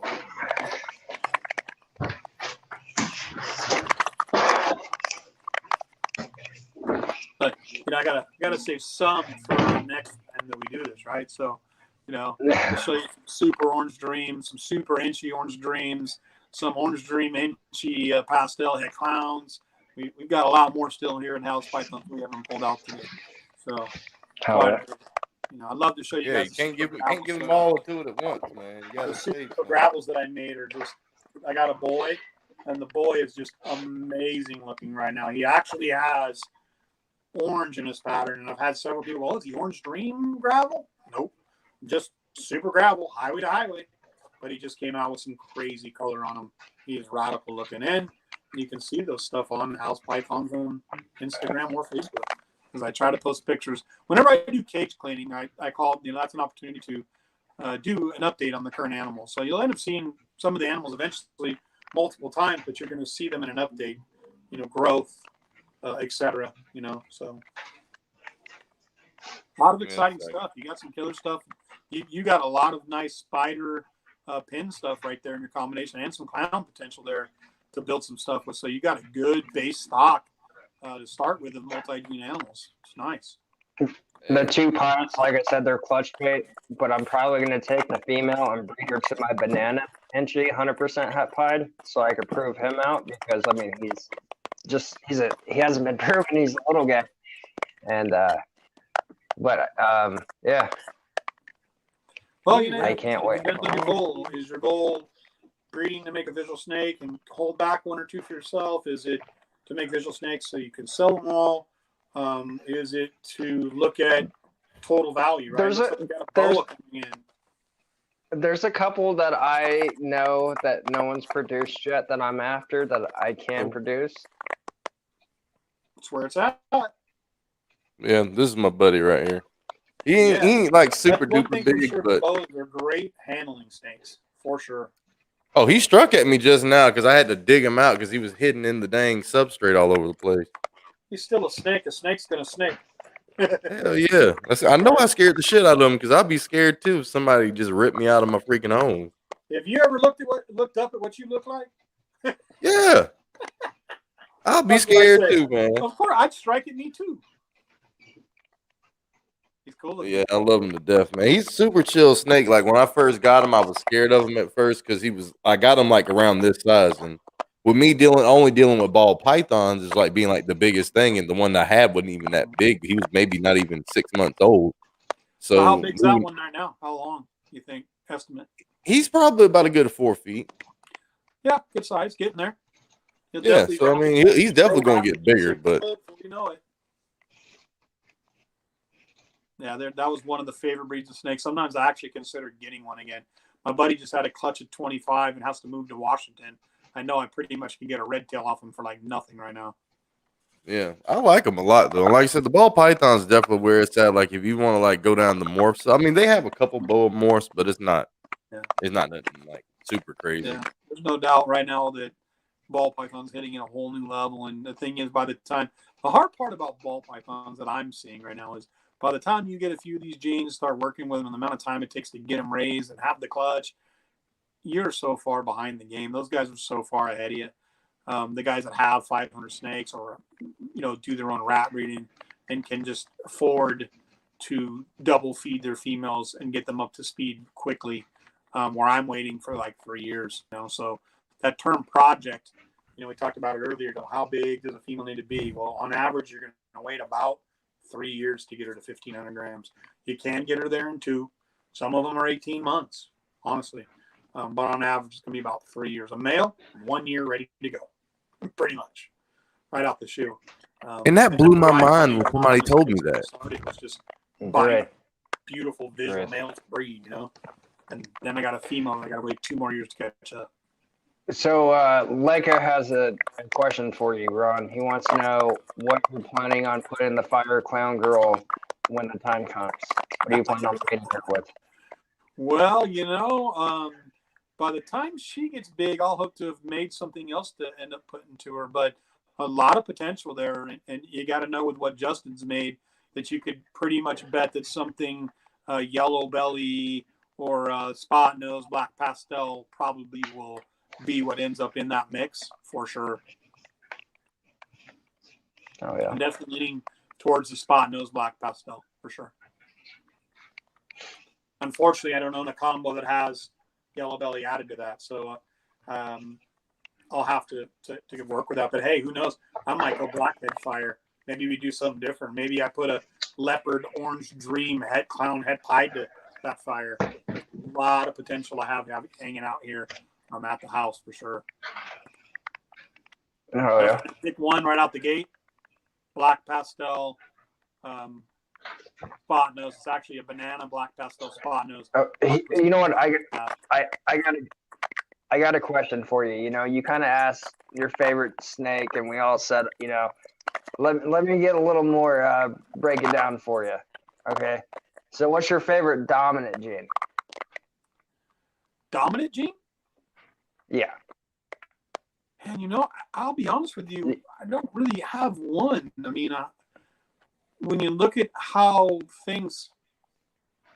each can influence each other and how some are cool on their own, I can't really sit here honestly and say that I have one powerful thing that stands out to me, because they're all so cool to me.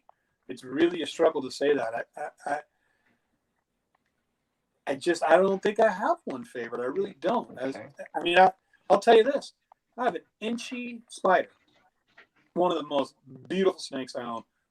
By far, hands down. She is radical. But that's not a coveted animal. That's just a common inchy spider. but she's amazing looking. I'll tell you.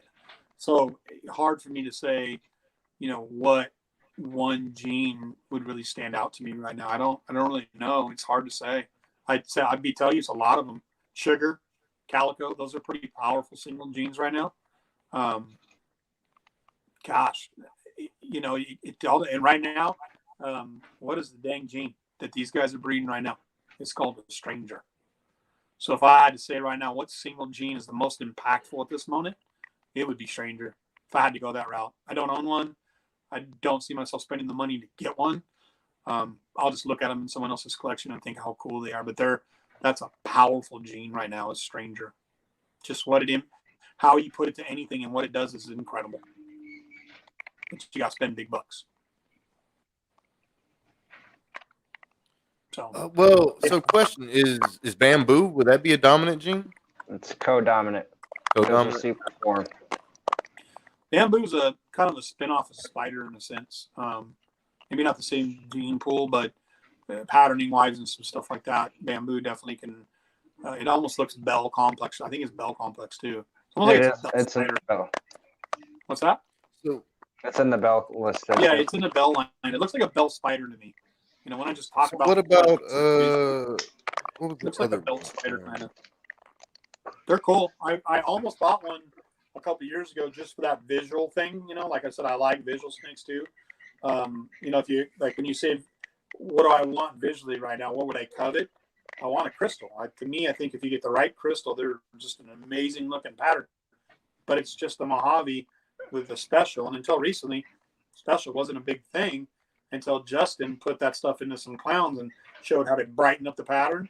And now the cost of a special went through the roof, right? So, I think you're going to also see some common type genes that a guy like that's going to plug into the right other genes and increase the value of some stuff that we think is like, that's not that big a deal. Go look up what a butter inchy calico looks like.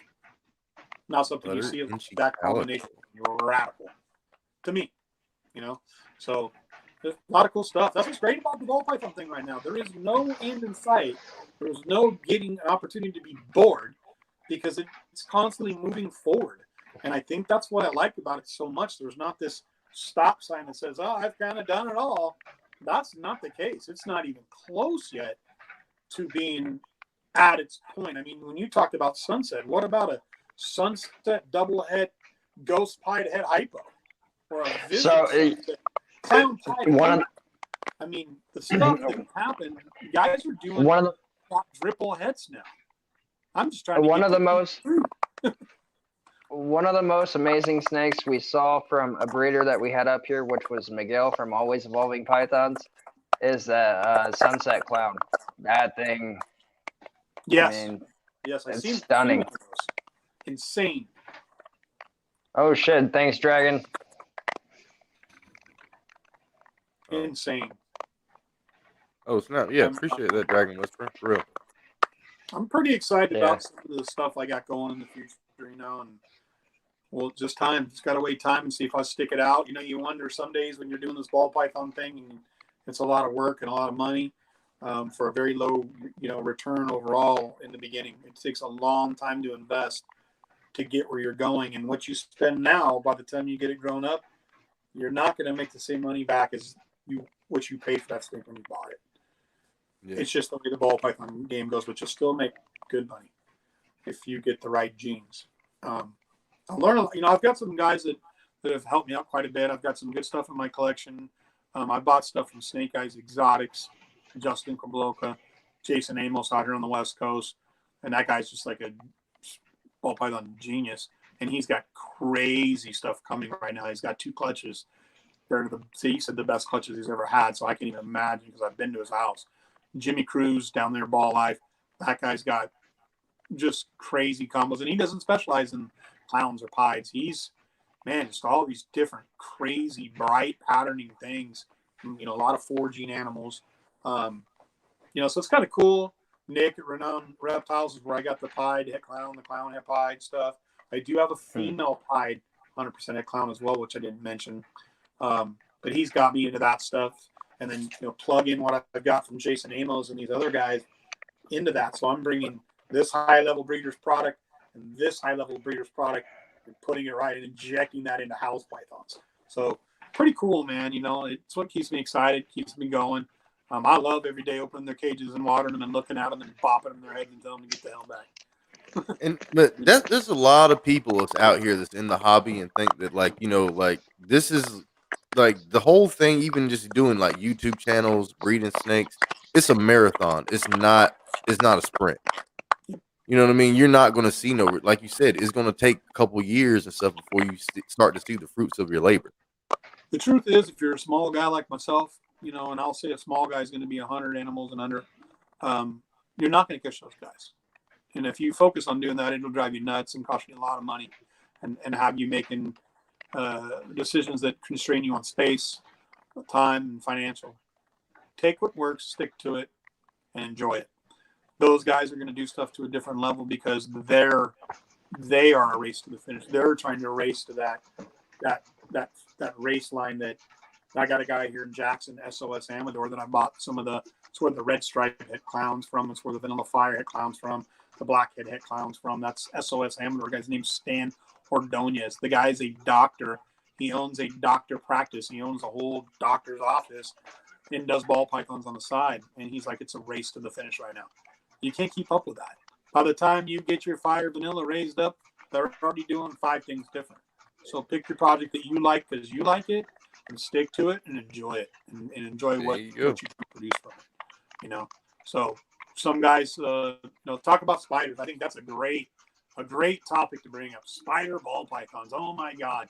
And I got a great joke that I'll say about spider ball pythons. First of all, let me tell you that was one of the first genes I ever owned, along with a few pastels and a normal, was a spider. He was goofy as all shit, but he was a tenacious eater, and he was beautiful, and he was a fantastic pet and handling animal. So social media is so fast that it's spreading things, and people go, oh my God, spiders.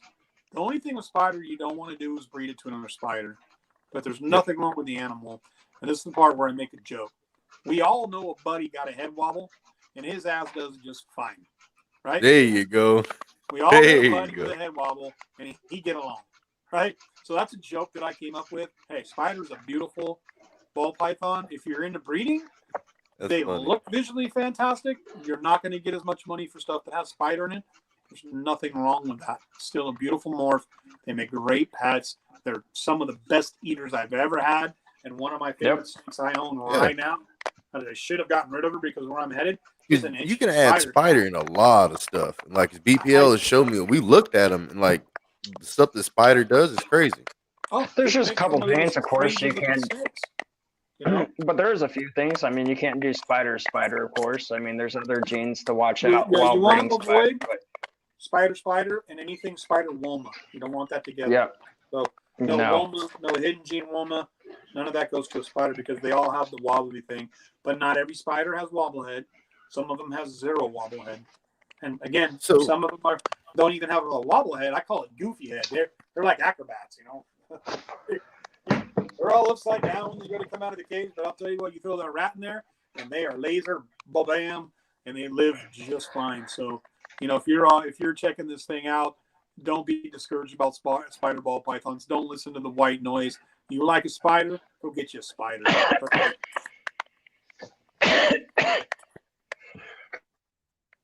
Because I definitely would. I mean, because I like them too. Like his BPLs has some real nice ones. I've seen like spider pinstripes and different things like that. Just looking them up, just like regular research and all. But I mean, as far as like my breeding project goes, like I got a pair of garter snakes, and I really want to start breeding those. Like, so I don't know. Like, ball python breeding might be something in the future, but I don't know. I might stick with the garter snakes at least for right now. Caught a few of those in my day, and seen some big ones too. Had a guy the other day that described a snake to me, and he's like, "Oh man, this thing was huge. It was like this, like double a golf ball, and it was black." And I said, "Let me ask you this." He was swearing it was a king snake, and I said, "Did it have white stripes or yellow stripes?" He said they were yellow. I said it was a garter snake. California's king snakes, the stripes are white. And you have 2 kinds of kings here. You have a banded one and you have a striped one. I've caught them both. I've owned them both. Actually, I caught one that was striped in San Diego, and one of those things where I felt bad. I brought it up here to North California. I kept it for about 6 years, and it was a big king snake, so it might have just been old. It ate, it lived, it was happy for quite a while, and eventually it passed away.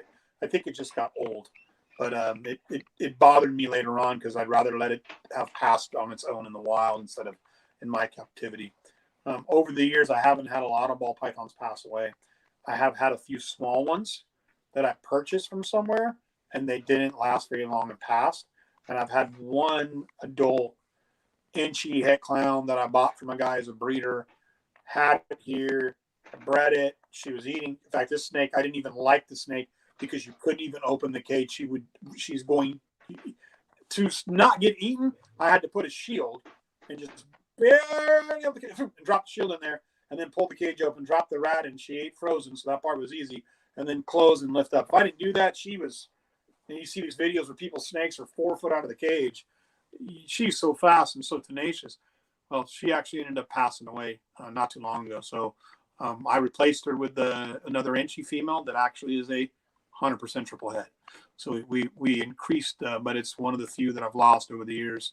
And if you're into this and you love your animals, even if it's one you just picked up 6 months ago, it's like losing your dog you had 15 years. It sucks. Yeah, for real. Derek's Reptile, he wants to know, like, who's your favorite breeder in the game? He says his is Ozzy Boyd's. Yeah, you can't deny Ozzy right now is at a whole nother level. Again, that guy's had a huge head start. He's been doing this for a long time.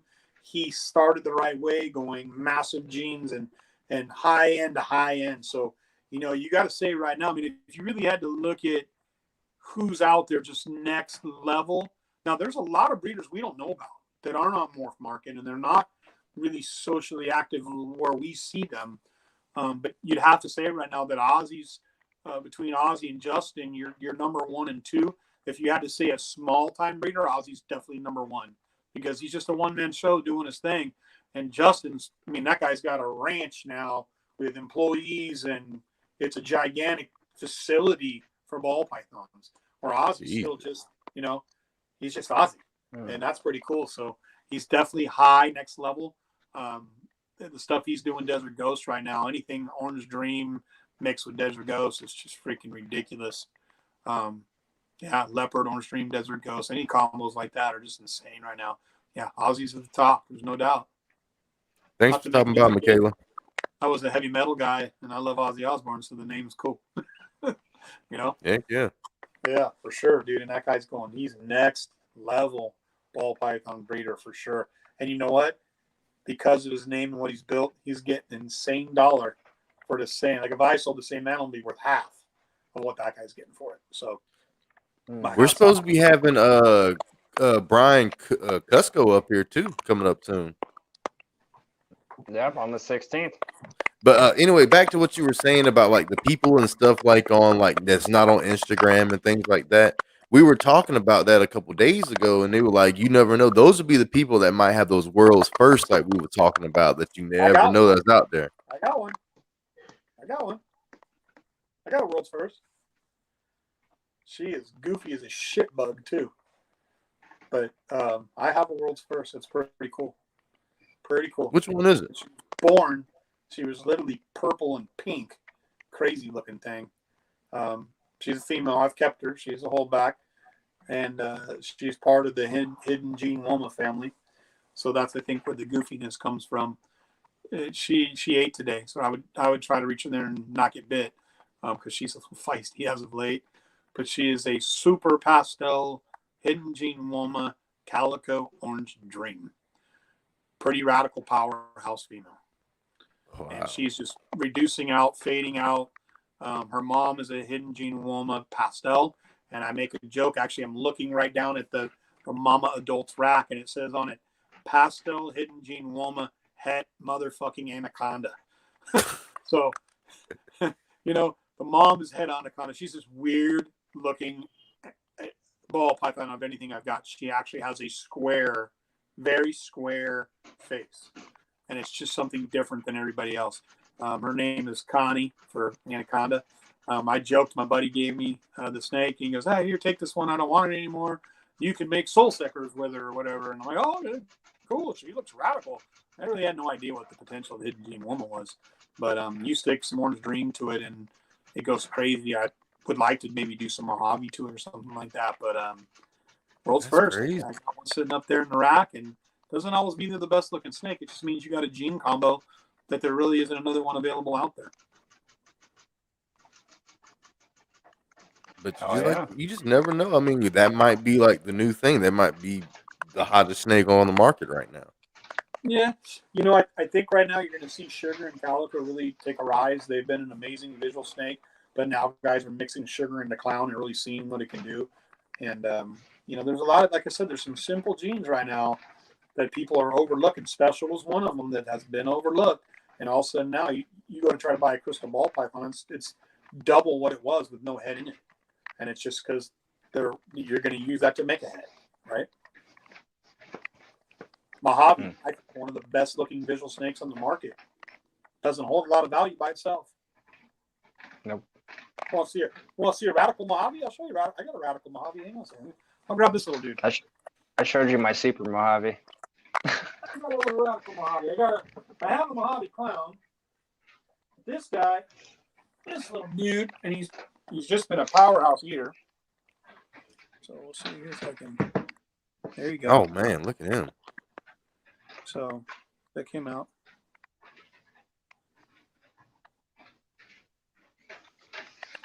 That's a gorgeous snake. This is 100% triple het. Het clown, het pied, het hypo.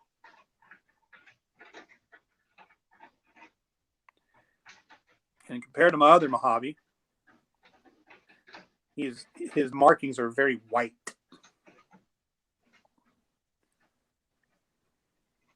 Triple hit. That's crazy. Yeah, So if you were to can really breed see him, it. like what would happen to like the head and all? Like it would say, like would they still be 100% head for whatever if you breed it to like a snake that didn't have that other particular one? That snake will always be 100% for all three. The offspring, depending on what he breeds it to, does not have a chance of passing it on. Well, not all of it. 50%. Right. Ah, okay, gotcha. So if you took this animal and you bred it to just a regular pastel, let's say, and you came out with Mojaves and Pastavis of pastel Mojave, those babies would be 50% het pied, 50% het hypo, 50% het clown. So the 50% chance that they can produce a visual animal once paired to a visual animal. Now, I don't know the odds. I'm not good enough to know the odds where you start sticking 50 to 50. You still can get 50 to 50. You can get a visual animal. The odds just drop way down, even though they're both 50% het. Doesn't mean your odds are 50% to get one. Yeah. There's recently It might be like an eighth of a, like whatever it is for an eighth of a percentage. Yeah, there's a video on Kabloka's vlog recently where he did this, spoke to the het and drew it out in a chart and explained it genetically, what your odds are, what you're going to get out of a clutch from going less than 100% het. But anything I breed him to, he's going to carry those three genes will go into the other babies, but it'll be a 50% chance that it ever proves out. Or you just go an actual pot, or an actual visual pied, hypo, Yep. And then I forgot the last one you said, and you do all three of those, there you go, and then you get to add the Mojave into play. Absolutely. So the goal there is to take him, in all reality, not even so much concerned with the hypo, right? But the goal there is to take him and put him to something that I have double het or single het, and then you're making it be multiple hets, which does impact the visual look. I have a female right now, pastel leopard, 100% pied, 100% clown, and she is almost ready to go. So I'm super excited because I'm about to pair her up. And I think with the leopard value, you go lean towards the clown het pie when I pair them. So yeah, it's trippy, man. The whole triple recessive opportunity, what it can present, and of course, then I've got those two visual hypos down there, right? So I can stick that Mojave to the chocolate, a chocolate Mojave Inchy he's had hypo. She's pure hypo. Anything they make will still be 100% hypo, but then it would be 50% het clown and 50% het hypo, or het pied and clown. But 100% hypo if it wasn't a visual hypo. So there's some cool opportunities. A lot of that's again why you love doing this. Ball python is just has what you can do is creativity wise it's crazy, you know. Yeah, the sky's the limit, literally. Yeah, sky's the limit. You just gotta have luck. One of the things that I've learned too is that a lot of guys network. So if you're in an area where someone lives close enough to you and you can get along the right way and not let ego and some of the things get in the way, you can work together and collaborate with some local breeders and do some snake trading and some things. Or, hey, you know what? I just don't want this one anymore. Do you want to buy it? Or do you got something you don't want that I might want? And work together. And I'll tell you, is the guys at the high level, they are doing that because they trade snakes and go, I'll just keep credit on the books when you have a clutch because I don't need anything right now. So you got guys acquiring strangers and double het pieds, and they're not even really paying for them yet because they don't need something. So there's a lot of collaboration going on behind the scenes with a lot of ball python breeders. See, I didn't think about that. With this kind of a hobby, there needs to be more of that. Yeah, Josue, you got a question? Yeah, so I seen it was a Meat Jaeger. I'm doing all right. It says, can you tell me how to get a lot of subscribers? I'm trying to be a good YouTuber myself with my alternate account. I mean, that's a tough question. I mean, the biggest thing I could probably say is to make your presence known on the platform. And however you take that is however you have to take it. I mean, there's different ways to do that, but like you have to make a presence known on the platform so you can get your name out there. Like whether that's like posting stuff on TikTok, Instagram, or wherever you're trying to do, you got to bring people from all around. And then, like I said, commenting and getting to know other people within the reptile communities and whatever niche you decide to do, you got to make sure you get into that community and create a community of people around that. And, you know, once you get to know people, I mean, back and forth, I mean, you'll start to, your subscribers and stuff got to go up. I mean, on top of making good content, you know, that too. But yeah, and YouTube Shorts, if you don't have 1,000 subs. It's 100% true. So, you know, here in California, Central Valley, you know, there's a group called Fresno Reptile Group. And I was fortunate enough to be asked to join that group from Jimmy Cruz and Ball Life. And it's funny because I'll post an animal. Hey, you know, this one's lost and needs a home because you can't really sell on Facebook. And I don't ship animals at this time. Be right back. And, you know, Jimmy posts an animal and it sells like this because Jimmy's created a name within that community. And Ron's this guy coming in from the north and they're down in Fresno.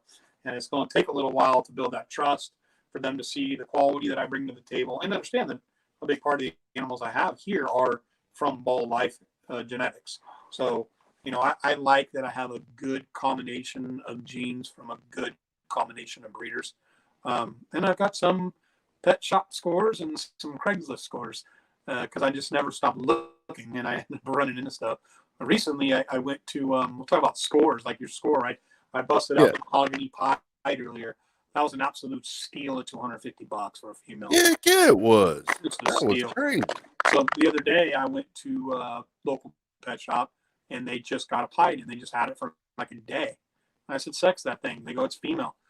They just priced it. They priced it for $450. It is a pastel yellow-bellied pied. So you go look at what a pastel yellow-bellied pied is going for right now, and it's not $450. No, this thing is juice looking. If it wasn't such a grump, I'd take it out, but it ate today. I'd take it out anyways, but it ate today. I don't like holding them. I'm not a fan of that because even with my boa, like we'll show them to you down the road, but don't do this on a Thursday, and then you can see the baby snakes because the baby says I got some juice, you know. But yeah, sometimes you just get lucky and you score a radical one. Recently, I purchased a inchy yellow belly pied female from Justin. And I wasn't looking to buy a pied female. I've got enough pied stuff here. I really was looking for clown or I'm really looking for a clown het pied because I have a pied het clown female and I want a clown het pied female. And I just scrolled across his stuff and I saw this female and I'm like, wow. I mean, look at her. She's amazing. And I spent $1 to get her, but I'll tell you, she's here, and I can't wait to watch this one grow. And she yellow belly from And I really enjoy that process of just watching the animal grow and you just getting to know the animal because each one is different. 'Cause you got some that are more assholes, like this Bo, he's looking at me kind of crazy right now. But I mean, some of them they're pretty docile animals. Like he's not a bad snake. I mean, I might because I'm moving around a little bit and keep doing this. He'd get kind of freaked out and might do something like that. He don't like that either. But so I just try to keep it to that. But I mean, that's part of it. Yeah, it's just an evolving game every day. Being in reptiles is something that once you get involved in it, some people will leave because it's work and it has a cost. So I recommend anybody, if you're going to get into any type of reptiles, I don't care if it's the frogs, lizards, geckos, snakes, make sure you're financially prepared and that it's a commitment you make to the animal. Yes. A lot of people get into pets and they just get it for a little bit, realize it's a little bit of work, and they're out. And trust me, I got my days with these ball pythons where I'm like, damn, what you got to do? Man, I already know. You brought them into the world, you put them in these racks, you got to clean and maintain the rack. So another good thing to talk about, cleaning substrate. So it's very important. There's a lot of different substrate out there you can use. Some people are using cocoa block stuff from Freedom Breeder. Some people are using like a cypress mulch. Me, I'm actually doing both and a 50-50 mix depending on the snake. What I will tell you is darker substrate that gets dark when it gets wet tends to stain whiter animals, and then they got to shed it out. So on those animals, I prefer the cypress mulch. Now, darker snakes that I have, just use the cypress as an example, pastel yellow bellies, leopards, things of that nature, regular clowns. Cocoa block stuff is fantastic. I also like to mix it. In some cases, I feel mixing those two actually makes a more natural feeling substrate than a lumpy cocoa block or a very easily dampened cypress. If you mix the two, you actually get, I think, more bang for your bucks in the mix, and it's a more natural feeling substrate. Cleaning. Yeah. So if you're using racks, you open the rack and it smells, it's time to change. That's the first indicator. It's a right away thing. Another one is looking in there. It's super dried out. It's clean. There's no poops, but it's been in there a long time. It's dirty. You need to change it.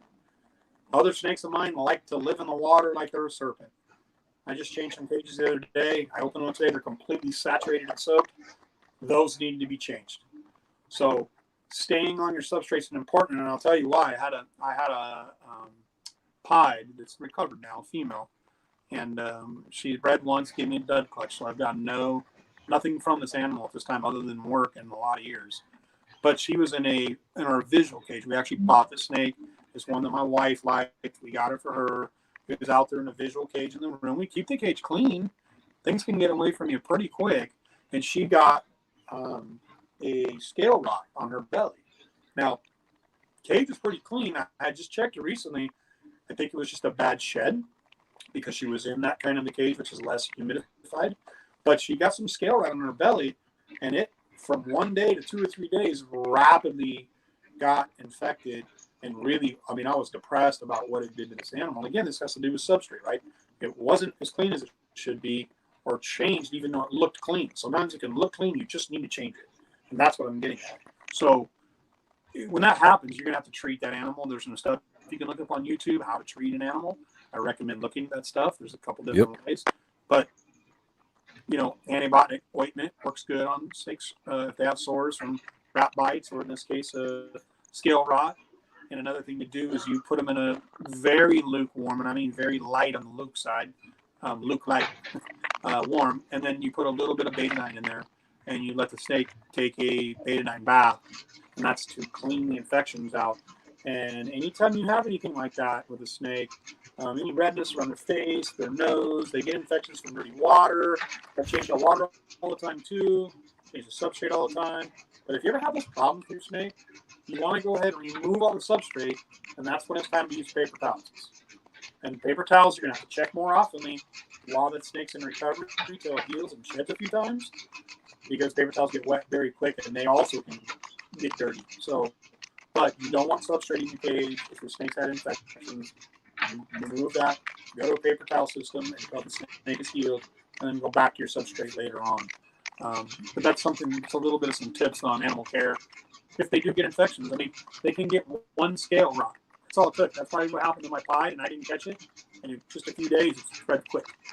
So that's another reason why, like Paul Python loves said, he handles his animals a lot. I do handle my animals a lot. I just don't hold them like when I only have 6. I hold them, I inspect them, I check them, I do their cage, I clean it, I check them, I put them back. So they do get examined a lot because I want to make sure there's no scale rot action, and it doesn't take much to happen. So there's a couple and that was tips the big guys thing. that we kind of follow on substrate, different kinds of substrate, and just animal care, man. Because I had an issue with that. Because one of my buddies up here, he let me know that he had a friend that was giving away a ball python, literally just giving them away, which I thought was kind of weird because nobody just gives away a whole full enclosure, heating pad, lamp, cage top, like locking lids, temperature probes, all that stuff. I was like, all right. So I went to go check it out. And he was like, well, I can't really take care of it anymore. And the food was getting expensive. I was like, what do you, I didn't, I was like, you know what? All right. Anyway, let me see the snake. So yeah, the snake was emaciated. I'm super duper skinny. It was dehydrated. It had a huge lamp on top of it. It didn't have like a thermostat or anything on the heat mat. So they were like almost baking the snake. And the snake had burns on them. They had scars from whenever the rats was in there biting on them. They just threw rats in there and stuff like that, and like had scale rot on the. It looked like scale rot because I mean the scales looked like they were literally like about to fall off on the bottom. Like it took multiple sheds of me keeping that snake clean and dry and making sure just keep it just damp enough when he go into shed just to get the shed off of it. And it took forever to get rid of all that stuff. Yeah, it takes a And he while. still looks a mess now. He looks better, and he's not skinny no more. Yeah, so it some of those scars will never go away. They'll have to shed 300 times to even really have that fade out. Like again, I've had a couple attacked by rats. It takes a long time to get rid of that scarring. And it's sad because sometimes you get like a banana ball python where they're very light skinned. Those scars stay very visible for a very long time. In this case, with my pie that it happened to, which was a scale rot issue, it was on her belly. So visually on top, you would never know. You couldn't see that there was a problem. You know, and being that she was recovering from having a clutch of babies, I didn't hold her as often because I didn't want to stress her out because she was very skinny for a while. And so sometimes you can look at them on the top, visually they'll look perfect. You got to check your animals, you got to inspect them. So yeah, all the time. And like you said, what scares me, like love, right? Got to show them that VPL. Right? and then like especially like if you look at the boa. If you look at the boa, even like with your banana, like with the freckles and all, like you can see if you look under the underside of this snake, look at all these little dots. It'd be easy for scale rot to be camouflage, right? Yeah, it could be mites or anything. Like so, you have to sit there and check all these animals all the time. Yep. They need love, man. They need a little love, for sure. And that's what turned this snake all the way around 180 degrees. 100%. Well, 360 degrees. Yeah. Because this snake did not like me at first, and it was striking at me and all kind of stuff. People that do rescues too, right? So, you know, you can look up a snake rescue or reptile rescue, and you know, even if you can't harbor their animal that you know an animal can be rescued, make the effort to contact one of those places and get that in process so that animal can get to the right home and live the right life for the rest of its reptile days. You know, the only thing I won't get is a turtle. I'm straight on turtles. A tortoise, maybe. Tortoises ain't that bad, but a turtle that got to live in an aquarium, I'm good. My neighbor has tortoises. He's had them for the 20 years I've lived here in my house. He has tortoises on the other side of the fence. And every once in a while, the little tortie he thinks that I live in the Pacific Ocean, and he digs under the fence to come over here. And I get freaked out because I'm like, bro, I got 2 pit bulls back here, and I don't want to see what happens to tortie. But so, story this year, I went to mow my lawn, and I keep my lawnmower in the back corner up on my neighbor's property right up there by the back of the fence. So I go to pull the lawnmower down, and there's a huge hole under the lawnmower where that tortoise had dug under the fence and was living because I hadn't mowed the lawn in 2 weeks. He was under my lawnmower for 2 weeks. I'm glad I didn't pull start it right then. Whew. So, you know, and I actually ended up had to fill that hole with cement because that tortie came back and just kept digging it out. And, Yeah. you know, he was And it's determined to crazy how they can dig that stuff. What's that? It's freaking crazy. I seen a full-grown sulcata tortoise. Like, I went down to Florida to go to Underground Reptiles, and he showed me around the facility. And I looked at the turtle. I was like, these things build huge burrows. Yeah. I mean, these probably 100-pound tortoises we talking about. It's Still, probably like 15 pounds maybe or something like that. He's decent size, you know. Yeah. Box shells about that high. oh yeah, that's a big turtle. That boy can dig a hole. He can dig a hole, man. But That's pretty cool. I'm gonna start getting prepped to head to bed and get ready for tomorrow's busy day with the ball pythons and the thing I do for my real work, which is I'm in the tire industry. Been doing it for 23 years with the company. I think 28 or 9 years total of my life I've been in the tire business. So time to head to get something to eat and drink real quick, hydrate, get ready for bed, get up in the morning. I got a lot of cages to clean in the morning, and then 8 o'clock I'm on conference calls, man. So I appreciate you guys getting me on here, let me blow my wind because I'm good at doing that, and showing you guys some of my collection. I think we talked about a lot of stuff that if anybody listened to this, I definitely probably help curve their knowledge or direction quickly in one day versus, you know, I was doing stuff just not wrong, but in a time-consuming direction. And you can definitely get this in the right direction quickly. Enjoy your reptile collection, hobby, treat them as a pet like a dog, and take good care of your animals, man. And we'll see you on the other side. Thanks, you guys. Yeah, we appreciate you for coming by, hanging out with us. We had an awesome time, and we love for you to come back. We can get you back up here another time. And we got a shout out list. We definitely gonna have you on here. We're gonna do it like in just a few minutes before we end up in the live stream.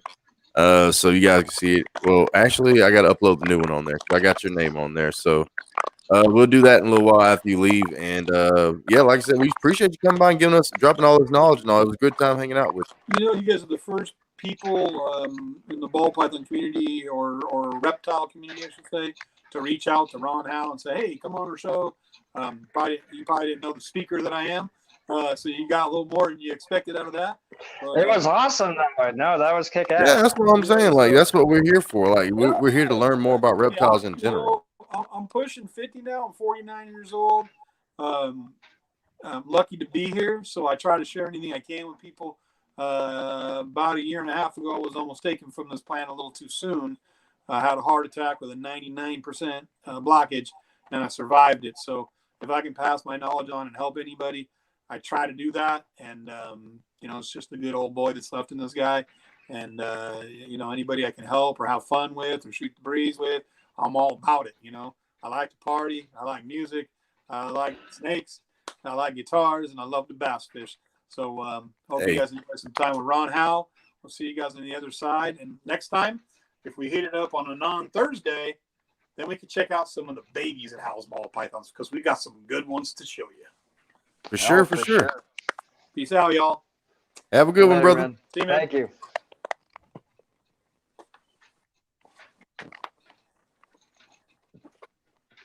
Hell yeah, dude. That was kick ass. Hell yeah. So you guys got to hang out with Howe's Pythons, the super awesome brother down there in California. And he showed us a whole lot of real cool snakes. We appreciate you guys with hanging with us through the whole time. And dude, I had an awesome time tonight. So I enjoyed talking to him. He was a pretty awesome guy, man. Like a lot of these people, like, I don't understand BPL. Like all these people say, oh, the Instagrammers, man, the Instagrammers. They're so different. And no, man, we have to connect with everybody on every single platform. I mean, yeah. I mean, like, why draw the line between Instagram and YouTube, man? Why draw the line? Because look, this is where we come up with a lot of the guests that we have on the P&E show are people that are friends with us on Instagram. Yep. But yeah, guys. So it was cool to have him on. Because I figured you'd be into it, man. Because I know you really like the ball pythons, and he messaged me back. I was like, heck yeah, we're gonna have him on here, man. We're gonna have an awesome time sitting there learning about this stuff. And it's crazy how the color in your background matches the picture just like almost perfectly. Oh, it does. I didn't notice that until you said Bro, that. I've been looking at this the whole time because I thought you were almost part of the screen for a second. But anyway, Yeah, let's roll through the shout out list one time. You got one you want to do in particular, or just the second one? Yeah. All right, guys. So as you know, we always give shout outs to all the people that give us some love and support here on the P&E show. We got a lot of cool people up here, and going down this list, first person on here is Ball Python Love. He's the co-host here on the P&E show with all his awesome ball pythons and all the video he makes with them. So definitely, guys, go check him out because we do flip flop our live streams between the two. So tomorrow's live stream is going to be on Ball Python's Love channel. We're going to have Joe Challoner from Venom Proof Cages. He's going to be on here talking to us about his Venom Proof Cages, all his reptiles he keep. And dude, we're just going to have an awesome time. So you definitely, guys, go check out Ball Python Love's channel tomorrow. Subscribe, hit a like button, and watch every single video if you can do it. But next up, we got Iron Dog Reptiles. We got to check up with him, see how he's been doing. There's a lot been going on. He runs the Iron Animal Show with My Animal House. Real cool guy. A lot of retics and stuff. We got Venom Wonderful with his Venomous Reptiles here in Georgia. Derek's Reptiles with his podcast videos. He has some big names coming up there. Not Lose Exotics. He just got a rattlesnake recently, a Western Diamondback. I'm pretty sure. Not J&G Reptiles. He has plenty of venomous snakes himself. He's been up here once. We got to get him up here again. You got Kurtwood 75, super chill brother with womas and like gravels and all kind of awesome ball pythons. Hilljack's Life has an array of all kind of reptiles, forest cobras, you name it. Desert Wolf is king of rattlesnakes. Reptile Feedings is down in Florida representing with his fourth time up here on the P&E show. D's Balls and Exotics with his awesome Burmese. Proper Royals has all kinds of ball pythons and bells, you name it. And Todd Autry is the king of Herbers himself. Hell yeah. So next on the list is Howe's Exotics. He is a co-host, or actually the main host like myself. And we're on his channel tonight. He makes amphibian videos to ball pythons. He has the boa. He's breeding his own mice now. I mean, he has the rattlesnake. Definitely check that shit out. It's fucking badass. Next is My Animal House. He's a cool ass dude. A good friend of mine. He goes live every Monday, Wednesdays, and Fridays with Iron Dog Reptiles, and also every Tuesday with his wife Trish. Next is Spider Mom 1978. She just had a mother passing here soon. She's doing better though, and she has 50 plus tarantulas and a bearded dragon. Definitely go check her out. TNT Balls, that's Todd, very good friend of mine. He likes to help out in the community and all that. Very good friend, very good hearted. Prehistoric Companions was a guest we had a couple of weeks ago. Cool ass dude, likes to draw and stuff. I thought that was cool. OSMR Balls, he's a really good friend, or should I say Boas. Starting to lean that way a little bit more. That's cool though. Good friend though. Fitz Family Constrictors, we go live, he goes live every Saturday. So definitely check him out. He's a really good friend. Always Evolving Pythons, AEP, Miguel. You guys just saying the name, says itself. Mary's Pythons and the Holy Balls. That is Mary. She's a cool person. We had her up here with her husband, Mitch. Fun time. Next is Rescue Replicator Reptiles. That guy's on IG. I had him up here twice. Very cool dude. Definitely going to have him up a third time and a fourth. Dude's really cool. Marquez Family Reptiles. He's a really cool cat we had up here not too long ago. Ecothermic Dungeon, if I said that right. Yes. He's actually really knowledgeable. I actually kind of watched his live on IG today, and he'll definitely come back up here. We were talking about it. Stanley's Reptile Crew, and then Howe's Pythons, which was tonight's guest. Kick-ass dude, a lot of knowledge. Check him out on IG. And hell yeah, back to Howe's Way. Yeah, man, we got your boy Area 51 Morse over there eating all the alien meat and all, being probed and all that good stuff, but that's just him over there in Area 51 doing his thing. You got Doug's Monsters representing over there in the UK for all the brothers over there, but he's really from Scotland, so I don't think that's really UK, but that's okay. But Balls of Russ, dude, we appreciate him coming up here. We got Pogo's Pythons. We've had him on here one time. They do a lot of awesome things over there, Mr. and Mrs. Pogo's. Fox Hollow, some Fox Hollow.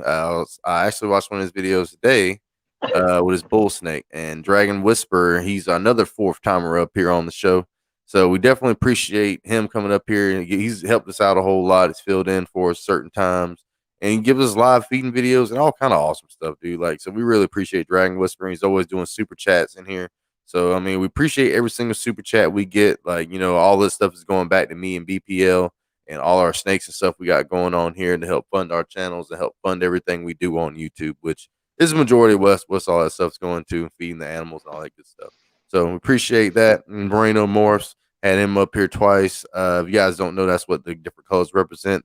Yellow's been up here. White is just been up here one time. Yellow is twice, and orange is 3 times, and red is 4. So Celtic Balls, Jeff and Angie's real nice. More Exotics with a T's on Instagram. Gray's Reptiles, one of BPL's personal friends and breeders. DG Reptiles, our Puerto Rican and Cuban brother, is real cool friends. We had him up here one time, showed off some animals. Sherry Lynn Mad Cat's Queen of Elder Scrolls Online, and T&K Reptiles. He's been up here twice. We're trying to get him up here. I don't know. It just a little bit of technical difficulties. Ain't no big deal. Snakes and Grins. He's been up here. That was the one from 2 nights ago. So I really enjoy having that too. So having him. So if you guys enjoy the Instagrammers coming up here on YouTube, let us know down in the comments, man. Because I really enjoy having them up here. If y'all feel some type of way, let us know anyway. But we gonna keep doing what we do. So, you know. Yeah, I mean, we met quite a bit of people actually through IG. You know, so got to break that barrier, like you said. And some people, you know, I'm not saying everyone on IG is going to be right-minded, but there's a lot of them that are, and they just haven't got their name out there or been on YouTube yet. Should inspire them to come on YouTube, like it should kind of inspire us to do more on IG. Hell yeah. For sure. So what we're gonna do, guys, we're gonna play this last little outro video for you guys. It's gonna be for a special thanks going out to all the people that does super chats on us. So if you guys want to get up on this little outro video, and we do run this during the middle of the show as well, always give some love and support to all the people that do support us monetarily. So we gotta give them a little something extra special. What you got to say, BPL? KNC Casey, dude, got to get you up here one of these days, man. For sure, hit us up. And as I like to say, we're gonna roll that beautiful beam footage. Tell me what you guys think of it.